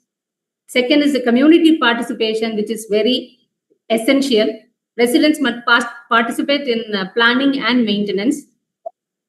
Third is the integration beats isolation. Housing must converge with infrastructure, transport, livelihoods, and other departments. Fourth is planning must be incremental and adaptive. Urban communities change and housing interventions must evolve with them. Fifth is the institutions must continuously reinvent themselves. Urban Habitat Board's own journey itself, from the slum clearance board to urban habitat, itself illustrates the evolution which is required. So perhaps this is the individual, this is more important than any individual scheme or technology, this self-evolution of the department.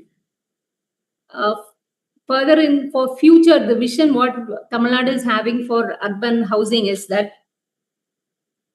we have a motto of housing for all poor by the year 2031. This is, there are substantial projects in the pipeline for the housing interventions. More than, and Government of India has been very supportive in sanctioning more number of houses under this scheme to the state of Tamil Nadu. We have around 1.38 lakh tenements approved under housing for, and more than 4.03 lakh houses have been approved under VLC. Then around 28,000 dilapidated tenements are identified for reconstruction.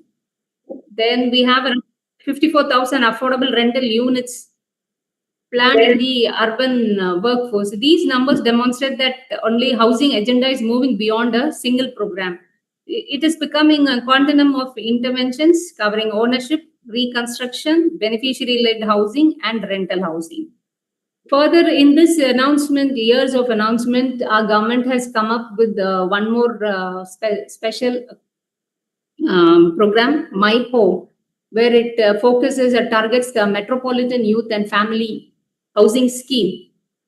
In urbanization is creating a growing population of young workers, migrants, students, first job entrants, single people who are employed outside their native, young families who may not immediately be able to purchase a house. So these kind of population is targeted for this My Home. So which is the rental housing scheme which we are proposing. and it seeks around to create 1 lakh housing over a period of 7 years through PPP based approach, where we will be participating either with the land or the departments will be coming up with their assets to share. And with private public partnership, we are proposing this My Home initiative. So this will be having dormitories, studios, 1 BHK, 2 BHK apartments. So based on their income as well as based on their necessity, they will be allotted, and they can be, it is a ladder of units which can be, they can move up and down the ladder based on their requirement. This larger idea is to create a flexible and affordable, dignified rental housing market for urban workforce. So coming back to affordable housing, how we are scaling up in Tamil Nadu, yeah. Yes, ma'am. Yes, ma'am. So next one, the major strength what we are seeing is the institutional strength and the state commitment. So Tamil Nadu has not depended on one single housing model, but depending on the location and circumstances, we have institute development, integrated townships, reconstruction, and beneficiary-led approaches. So to strengthen this, the delivery, we have the more emphasis on technology and integrated habitat programs, wherein we bring the community development also, and we also foresee the blended finances from the other departments as well as other sources or private financing features we look into.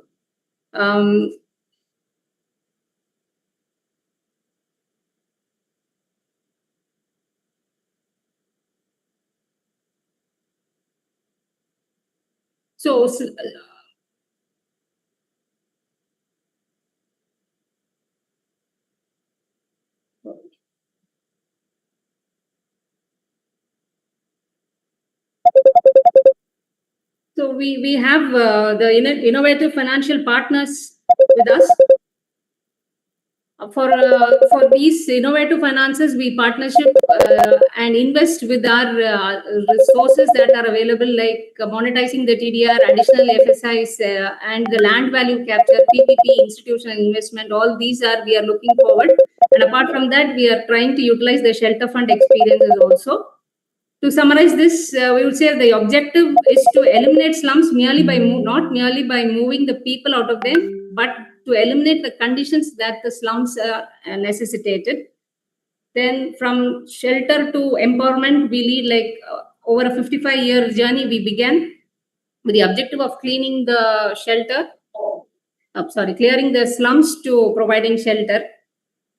Housing must be connected to infrastructure, livelihood, education, mobility, climate resilience, and community participation.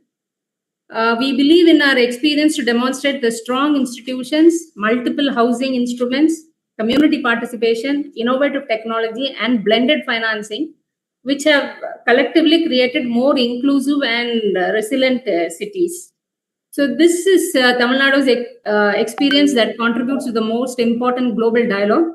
And equally, we look forward to learn from the others, other cities as well as and the other countries. I thank every one of you for the patient hearing, and thank you for the opportunity. Thank you, ma'am. Thank you, ma'am. Thank you for very much for enlightening us on the various innovative measures on various fronts which have been taken up by your state. And at our center, at our Public Policy Center, we would also like to work with you very closely to understand what are the various pathways for these innovations which you have taken up, and we would like to learn from you and document these as case studies so that other states could emulate as they go ahead their journey towards Viksit Bharat. Now we turn to Gujarat. One of the important dimensions of affordable housing is its relationship with urban planning and land. including how cities plan for growth and how land and development instruments can facilitate housing. I am pleased to invite Mr. Harpal S. Dave, Additional Chief Town Planner, Town Planning and Valuation Department, Government of Gujarat. Harpalji, it would be very useful to hear about the role of urban planning and land-related instruments in enabling affordable housing and the lessons that Gujarat's experience may offer in integrating housing more effectively into the process of urban development. Over to you, Thank sir. you very much, madam. Thank you for the kind introduction. So in Gujarat, madam, as we are aware, we are using the TP scheme model quite widely with a great degree of success. And it has been useful for our state also for mobilizing land for the purpose of housing for the economically weaker section. And we have been using since many decades now. Another tool that we have, or another means by which we are ensuring the supply of urban land for the creation of affordable housing, is by making provisions in the development plan. We have the residential affordable housing zone in the development plan prepared for the city of Ahmedabad by the Ahmedabad Urban Development Authority. And we have also come up with an innovative zoning technique known as overlay zone. So we have the residential housing, affordable residential housing overlay zone. That is quite an innovation, and it has served to a great degree. I'll just come to this. Can someone make it full screen so the pages can be turned more easily, the presentation? And kindly keep it to the title slide for now, and then I can, on my request, please, if you can turn the pages, turn the slides. And third tool that we have used, madam, is primarily for the redevelopment of slum areas in the city.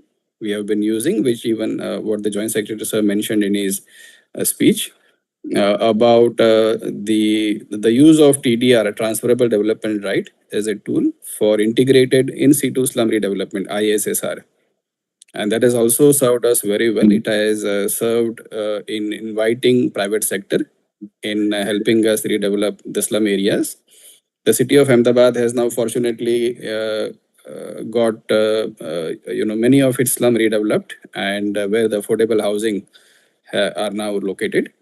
So Gujarat, as we are aware, we use the two tools quite well with the development plan, which is at the macro level for the entire city. What Delhi calls master plan, we call development plan for. So this is prepared for the entire city.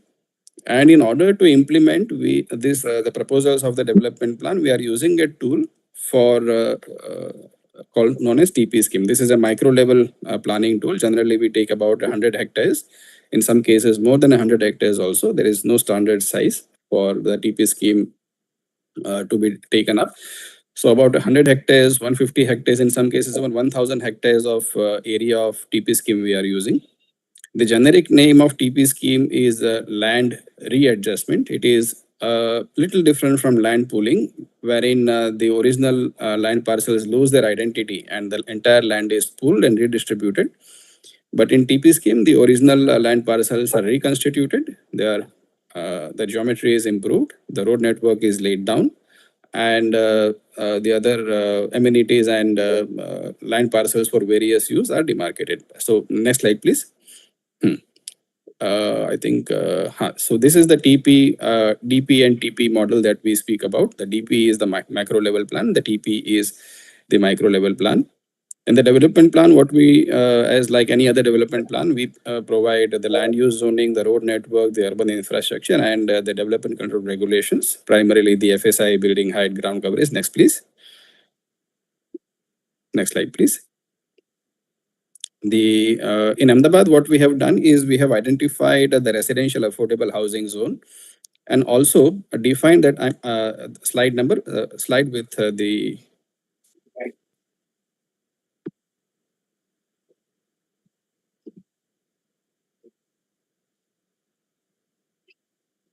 Sorry for this, sir. There is a slight lag actually when Zoom is taking up the slides. So you continue and it will eventually flash the slides that you're talking about. Okay, can you see my screen? Yes, sir. Yes, sir. Can you Very see much. my? Yes. Okay. What I'll do is I'll turn the slides from this end. Thank you so much. Fine, fine. Mhm. So this is the TP model that we were speaking about, the macro and the micro planning. And in the macro level planning, we identify various land use zones. What we have done is in the development plan of Ahmedabad, where various zones are demarcated. On the left-hand side in the legend, I've tried to highlight the residential affordable housing zone. It is on the western side of the city. It's a brown-colored patch. What we have also done is the residential affordable housing RAH overlay zone. Now, this overlay zone is something which is if the base zone, the overlay zone has been demarcated along the Sardar Patel Ring Road, SP Ring Road. And on 1 kilometer on the outer side of the Sardar Patel Ring Road. So many portions of that road also cover agriculture zone, industrial zone, residential 1, residential 2, which is comparatively low density zone. But if it is overlaid by the residential housing affordable zone, what it means that along with the uses permissible in the base zone, the residential housing is promoted. And for the residential affordable housing, we have also made some special provisions in our development control regulations regarding to the chargeable FSI. So the chargeable FSI is provided as a lesser value. The calculation of the floor space index and the exemptions in the FSI are also a bit more relaxed in the residential affordable housing. So by providing this financial and the design incentives, the residential affordable housing can be created, and one of the finest urban infrastructure is 76 kilometers of running length of the Sardar Patel Ring Road. Along the entire periphery, we have provided the affordable housing overlay zone. And this is on the serial number 12.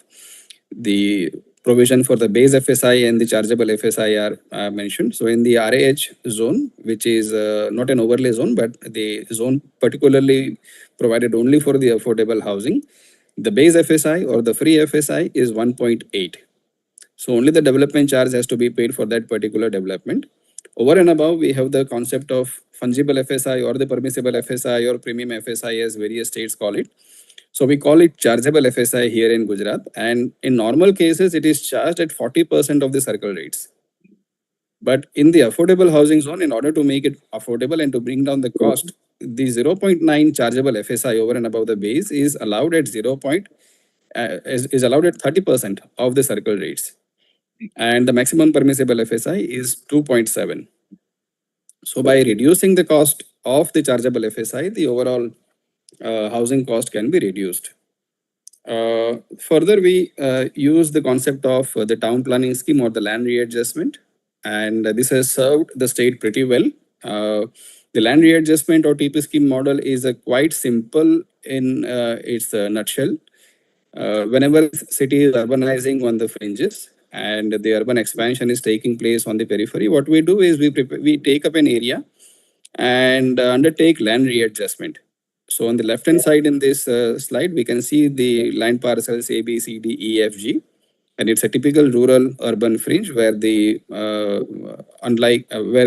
land parcels are not so geometrically organized, even the road network is. But in doing this reconstitution, we reserve some part of land for park. We reserve some part of land for commercial sale, and this is the tool that the state has been using for a long period of time. There is a deduction because the land required for roads and other infrastructure and the common amenities, there is equal percentage of deduction. We undertake normally 40% of deduction. So people having various sizes of original plot, they end up giving different area in the deduction. So A, B, C, D, E, F, G, they have their OP of different sizes. Their FP are again of different sizes. The deduction in acres is different, but what is important is there is an element of equity. The percentage of deduction is equal for everyone. We have been using this since quite some time. The first TP scheme was in 1915, and this is the town planning scheme. We recently completed the first TP scheme was actually implemented in 1925. So last year we completed 100 years of the TP scheme. This is the Jamalpur TP scheme that we have. And Since then, we have been using this tool quite regularly. This is the first TP scheme in the western part of Ahmedabad in 1946. This is an important slide where all the pieces like jigsaw puzzle that we are seeing, they are all TP schemes, which the city of Ahmedabad is prepared over this last period of 100 years. The gray colored patch that we see in between, that is the World Heritage City, the core city area. And the white colored patches we see are the airport and the cantonments and the other such railway station and other such areas. All the urbanizable area has been developed by using the tool of TP scheme. This is an example of the western fringe of Ahmedabad. We can see well-laid road geometries and also some developments coming up. This is on the western side. People acquainted with the geography of Ahmedabad. This is nearby the Sarkhej Gandhinagar highway. And this was in the early 2000s. This was land which was not so very well developed. So we can see the original Khasra numbers marked below on the development plan. And the red colored road network that we see is one from the development plan. And there were residential 1, which is high density zone, residential 2, which is medium density, and R3, which is low density zone. And in this area, when the TP scheme is taken up, this is the actual satellite image. It's an area of 5 kilometer by 3 kilometer that we are taking as a case. And when the TP scheme is taken up, along with the development plan DP roads, the TP roads are also very well laid down. And we can see various reservations or various land parcels identified with colors like green, which is a land reserved for park and garden. We can see blue colored, which is land which is sellable by the development authority. It can be auctioned in the open market through the prescribed procedure. And the proceeds can be used for the development of a TP scheme. We can also see yellow colored and light brown colored plots, which both almost look like the same in this slide. But the yellow colored are the land which are sellable for residential purpose, whereas the light brown colored land is taken into possession by the authority for development of socio-economically weaker section housing, SEWS housing. So the Act makes a provision for reduction of land or reservation of land to the extent of 10%. But in reality, the land is reserved to the extent of about 3.5, 2.5%, depending upon from case to case, which kind of affordable housing is required in which segment. And on this land, the development authority undertakes the construction of the ACWS housing, which is of the built-up area up to 35 square meters, and then it is allotted to the economically weaker section through a prescribed procedure. This is the Sardar Patel Ring Road I was speaking about, the red-colored road. And on the outer periphery of the red-colored of the ring road, about 1 kilometer buffer is demarcated, and the affordable housing, residential affordable housing zone has been allotted. This is how the Sardar Patel Ring Road again was created by using TP scheme. On the left-hand side, on the right-hand side, what we see is the number of series of TP schemes which are laid down one nearby the other in adjacent to other. And the road has been created without using the land acquisition tool. It has been the land for the ROW of the road has been taken into possession by the authority by using TP scheme as a tool. So acquisition has almost been negligible, barring some area where there was agricultural zone. This is the status of the TP schemes planned in the Ahmedabad Municipal Corporation, about 278 TP schemes in total. And this also indicates various stages, which are the legal stages, preliminary, final, draft. But in total, 278 TP schemes have been prepared in the jurisdiction of Ahmedabad Municipal Corporation. 97 TP schemes are beyond the Ahmedabad Municipal Corporations in the area of Ahmedabad Urban Development Authority. So this gives a total figure. This is how the TP schemes have been prepared. Almost all the zones have been covered. We can see residential area.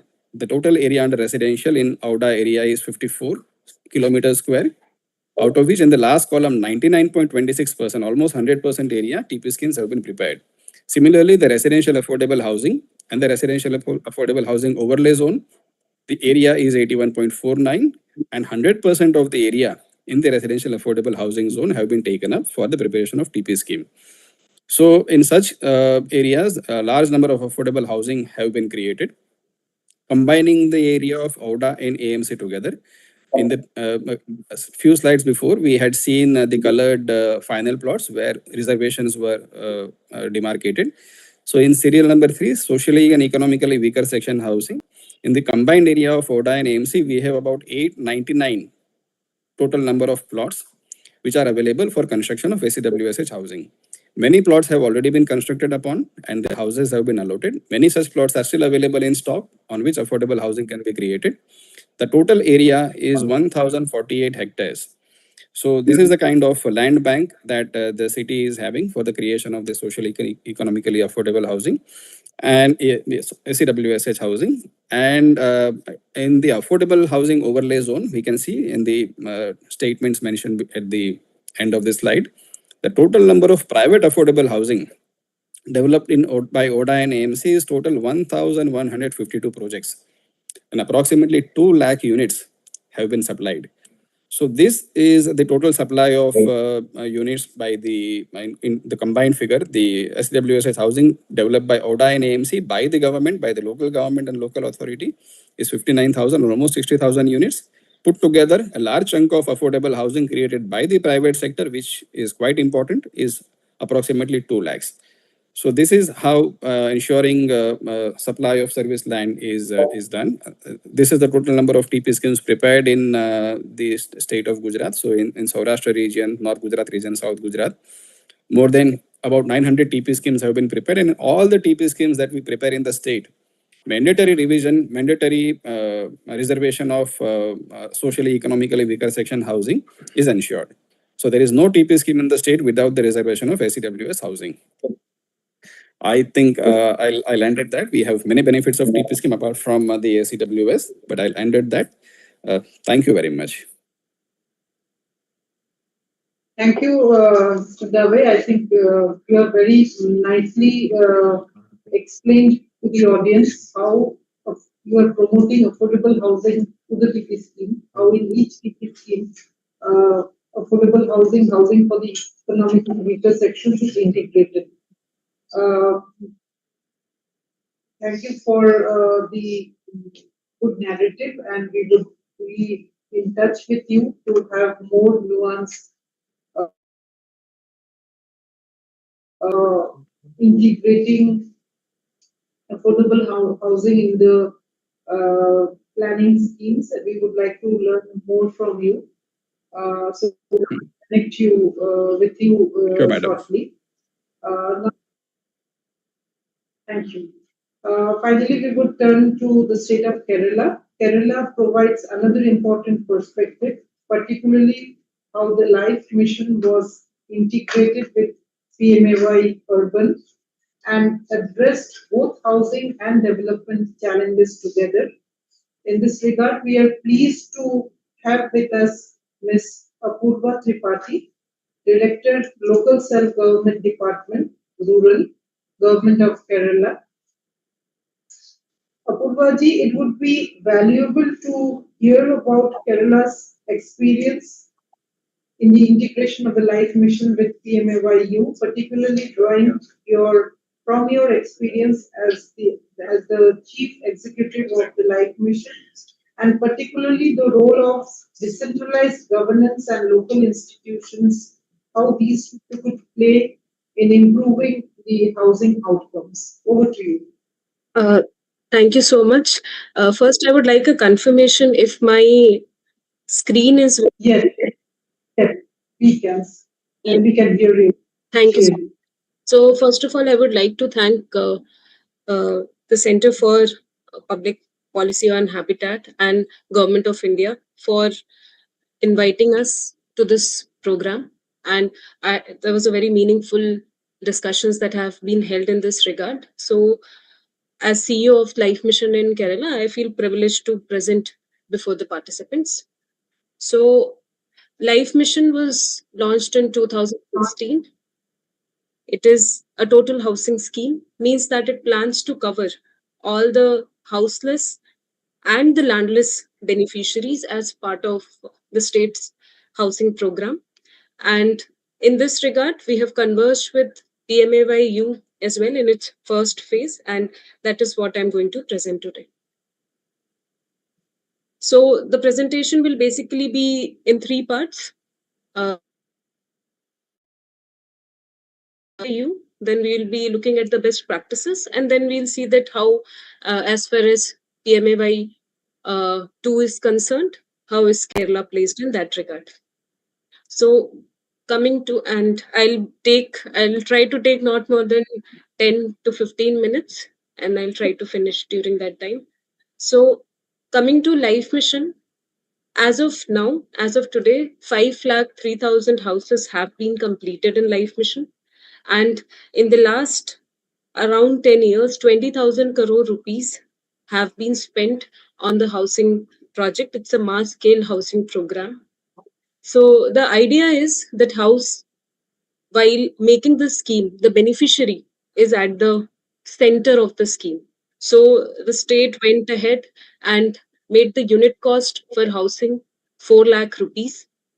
And for the tribal communities which are living in remote areas, the cost is 6 lakh per unit. And this was done way back in 2016.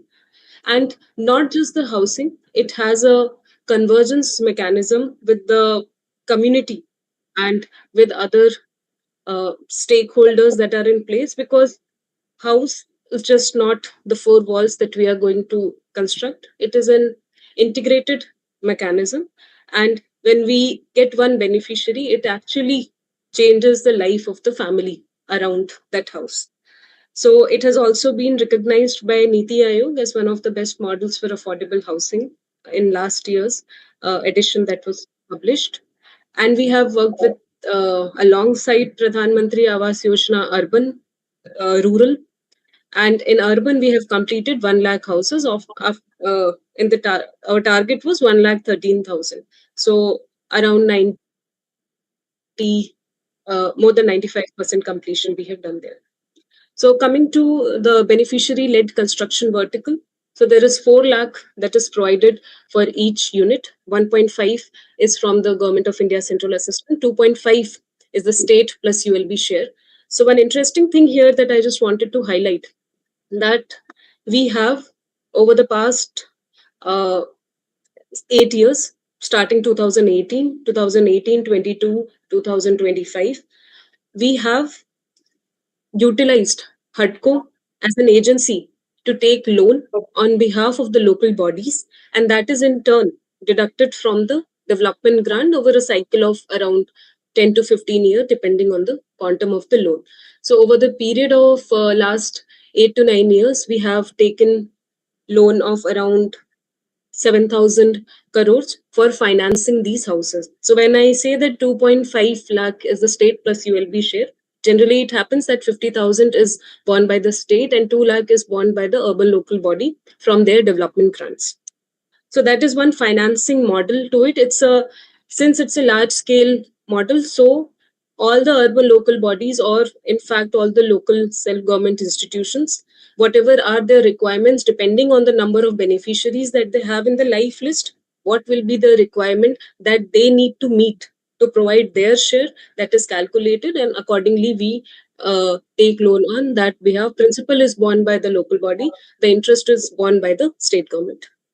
Another thing that Life Mission initially did was completion of legacy houses. So all the houses which were incompleted prior to the scheme, so a concerted effort was made for completion, and 99% of those houses we were able to complete.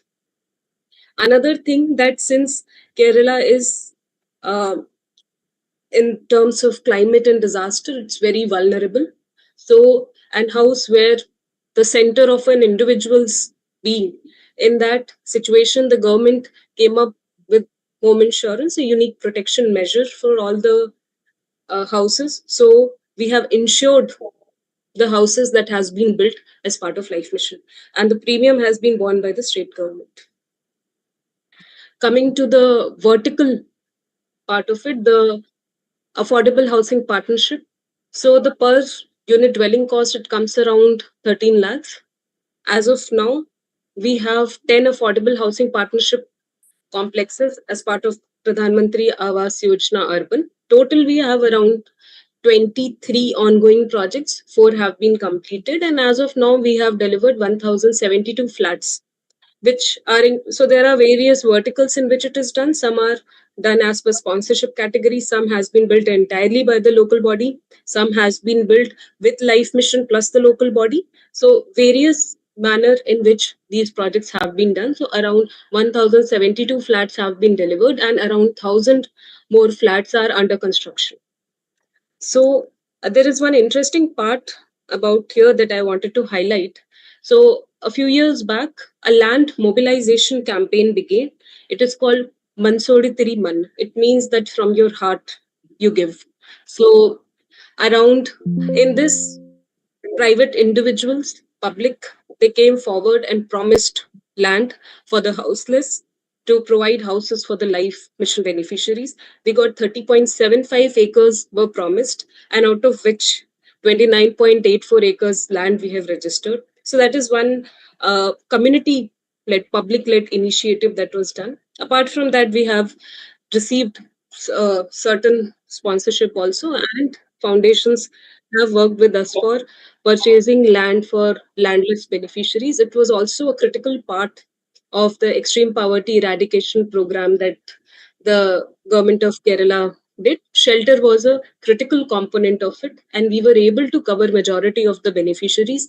Those beneficiaries for whom land was not able to, when land was not able to purchased because of certain difficulty, or individual cannot stay with, do not have any other family member to stay. In those cases, the local self-government institutions, they were enabled to accommodate those individuals in rental accommodation. And then we have used LGSF technology for the 4 complexes that has been delivered. Coming to the best practices in terms of community-led delivery system and multi-scheme convergence, just quickly brief what has been done. So there is a state government scheme, Ayangali Urban Employment Guarantee Scheme. It provides 90 days of wage employment, and as of now, around 90 to 100 CR has directly been supported for house construction.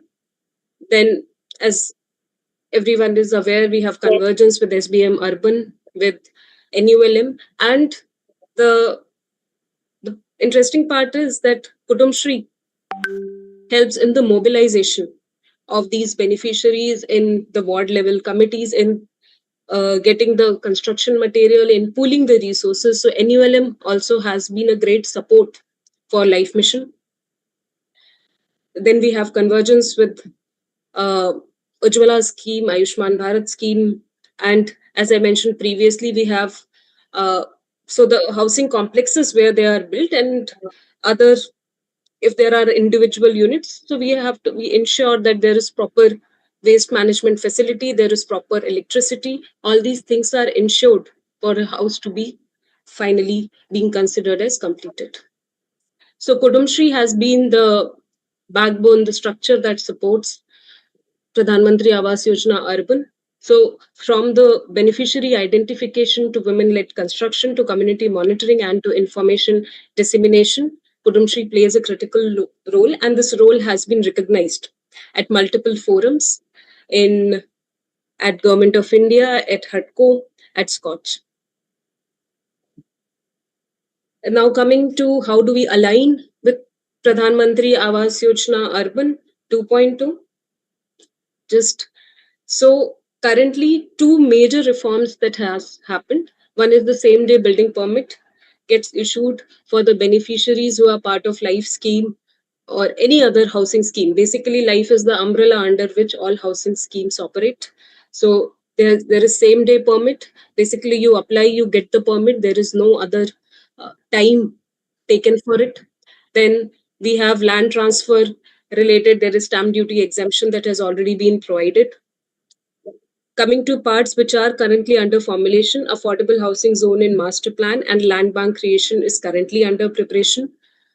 Then EWS reservation in large projects, Model Tenancy Act adoption, they are also under review. And land rights patta for landless, we are doing that through providing houses for the landless beneficiaries, and it is also going to be part of state's affordable housing policy as recommended by Niti Aayog also, that what has to be the constituents of the affordable housing policy. So it is implemented in some sense, but it will be taken up further. So coming to affordable housing and PMAY 2. So the currently state has constituted, is in process of constituting high level committee. The terms of reference have been finalized, and for rental housing also similarly, the terms of reference are already there. The committee has went through the details of it and has already furnished the recommendations to the state. So both these items are under consideration, and within a short time that is going to be evolved. And as I mentioned previously, the other items, it will be included within the affordable housing policy framework. So when we talk about life mission, what is the model that we are trying to tell? The model is that for a house is everybody's dream, but in Kerala more so, because if you go around and see the houses in Kerala, it is like a lifelong dream of people to have their own house. And the scheme recognizes that the cost that incurs to make a house. So going ahead and like government taking the ownership of that in that socialist architecture. So 4 lakh rupees for a unit cost. Then technology adoption that I have mentioned regarding the housing complexes that has already been made. 4 such LGSF technology adoption houses are already completed. There are many other which are under progress. Then community architecture, Kudumshri-led. It's a Kudumshri-led, women-led construction that happens in PMAYU. And then we have integration with multiple schemes. And now we are at a reform pathway when we bring the affordable housing policy, the tenancy, model tenancy laws, and how to incorporate the land bank within this housing policy framework. So this is the way forward for Kerala, and these are the items that Kerala has done, which can provide some framework on how to go ahead. This is one of the projects that has been completed. And that is all regarding Kerala's urban housing model. Thank you, everyone. I tried to. Thank you, Akhil, for an excellent presentation. A lot of learnings for us for the center here on public policy. We have now heard perspectives across 3 important levels of the housing policy conversation: the global experience, India's national housing policy, and the state level approaches to address housing and habitat challenges. There are clearly several common threads running through these conversations, from affordability and land to planning, finance, institutions, as well as implementation. At the same time, the experiences of different states demonstrate that there are multiple pathways through which these challenges can be addressed. To bring together the key messages from today's discussion, I request Dr. Devaprita Roy, who is leading the research wing from the Public Policy Center, to condense these messages and from today's discussion. And I would like to invite her for the key takeaways from today's sessions. If you could please put together. Thank you very much, ma'am, and a big thank you to all the panelists for extremely insightful and practical observations and reflections. 3 key takeaways emerged from today's discussion, whose remit possibly extends beyond just urban housing on ownership as well as on rental basis, but it extends to the entire urban and development sector. Everyone is sitting here and listening to you. The first key takeaway is that the policy framework in India is more or less in place, right? And it is evolving. More importantly, these are increasingly being reviewed through a dynamic lens. The policies are not static, and not just at the level of Government of India, but also at the level of the respective states, as we saw today. What is key to making these policies work are institutions. Institutions are key for addressing housing needs at scale. This is very much evident from the experiences of 3 states that we heard today. Strong institutions along with robust coordination across these institutions. Coordination across the national, state, and city levels, that is effective vertical coordination. For example, the new innovative home loan product, which is being developed by the Department of Financial Services and IBA, as Kuldeep sir mentioned, it is much required that states gradually and the bank branches which are situated in the smallest towns and cities of each state of India gradually become aware of such products, that such innovative products that actually make home loan accessible to somebody who till date has been outside the remit of formal institutional finance. There is also institutional coordination required at the horizontal level, right? As a seamless coordination among the various agencies at the state level, which was actually brought out by each of the states that we heard from. And seamless coordination also among the various agencies at the city level across the ULBs and the parastates. The second big takeaway from is that, as highlighted by each speaker in some form or the other today, the role of non-institutional factors and agencies. That is the role of community-led institutions, civil society organizations, and even NGOs. Their efforts are extremely critical and much required to complement the efforts made by the government and the various institutions, right? To make this happen, the onus lies with both the institutional and the non-institutional actors. The institutional actors brings the processes, heavy lifts the financial needs of the projects, as PMAYU has done, and incorporates the most optimal technologies, again, as PMAYU has done, among the many other things that the institutional actors do. The non-institutional actors, like the community organizations and the NGOs, they add value to the institutional efforts by filling in the gaps, act as a conduit between the community, the government, and the institutions. For example, they can enable access to home loans by acting as conduits between lenders and households if necessary, make the community understand, help them make the decision and the final transition to their new housing to help them tide over the issues associated with vertical living as compared to living in tight slum networks as they're used to. The role, and may I go as far as to say that the owners of all these non-institutional actors, and that includes CPPA, Center for Public Policy of Housing and Habitat, and NIUA, is to get involved with the institutions in such a way that they help in streamlining and add value to the entire process of housing development for those who need it the most. It is important that we do so not in a piecemeal and only pilot mode, but we ensure that by coordinating our efforts, we're able to support programs like PMAYU at scale.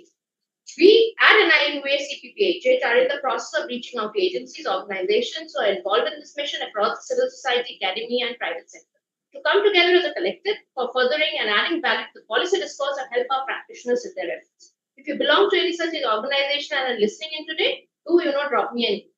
Finally, the third takeaway and the last one. This brings us back to the policy table. It is very clear from the World Cities report that housing has to be on the basis of household need and not just demand. We need this to factor in this at the city level. PMAY subsidies, there's exactly this bridge the gap between need and create a demand, right? But by their subsidies provided to the households and even to the developers. At CPPHH, we are currently at present working on a study which identifies how many houses are needed at what price cost in the largest of the Indian metros and actually where are those houses needed in those cities. There is also a similar story on the supply side because in big cities, you depend on developers and for developers to build flats and apartments because independent housing, is not possible. So you depend on schemes like AHP, etc. But and for this, of course, schemes like AHP under PMAYU is there, and this is buttressed by the various affordable housing policies that each state has, through the various incentives that this affordable housing policies embed in them, and also through various schemes like the priority sector lending norms that RBI has, tax rebates under income tax, etc. Now, but assessing the on-ground impact of these incentives and subsidies, coupled with the time taken for the non-construction activities, approvals, etc., is very essential. We at CPPH will also attempt to add to this understanding so as to make the affordable housing policy and the incentives provided therein more impact. To conclude, I would like to say implementation needs to have the backing of efficient institutions and sound policy, and both need the help of rigorous empirical evidence base, necessitating not just a housing ecosystem, but an ecosystem of practitioners, civil society, global organizations like Human Habitat, researchers, and policymakers like us to come together. Thank you very much for your time. Thank you, Devakrita. As we come to the close of the inaugural webinar of the Housing and Habitat Policy Dialogues, I would like to thank each and every one of the speakers and participants for making this a rich and substantive discussion. I'm sorry that we do not have time for a Q&A. However, I feel that the presentations have been very comprehensive and they have also addressed the questions which have come to the mind of the audience. And if there are specific questions, you can write to us and we will get back to you on those specific questions. I would like to take this opportunity to thank Shri Kuldeep Narayan, the chair of today's webinar, for sharing India's experience with PMAY youth and the evolution of our affordable housing policy. Our sincere thanks to Ms. Anna Claudia for her keynote message and also for setting the global context for today's conversation. I would also like to thank our colleagues from UN Habitat Headquarters and India Office for taking us to the World Cities Report 2026 and for helping us connect its global findings to the Indian context. And a very special thanks to our state representatives, Ms. P. Ramana Saraswati, Mr. Harpal S. Dave, and Ms. Apurva Tripathi for bringing very eloquently the perspectives and experiences of the states of Tamil Nadu, Gujarat, and Kerala into today's discussion. The objective of the Housing and Habitat Policy Dialogues is to facilitate knowledge exchange and informed dialogue and ultimately contribute to more effective, inclusive, and sustainable urban housing solutions in India. Today's conversation has been an important first step in that direction.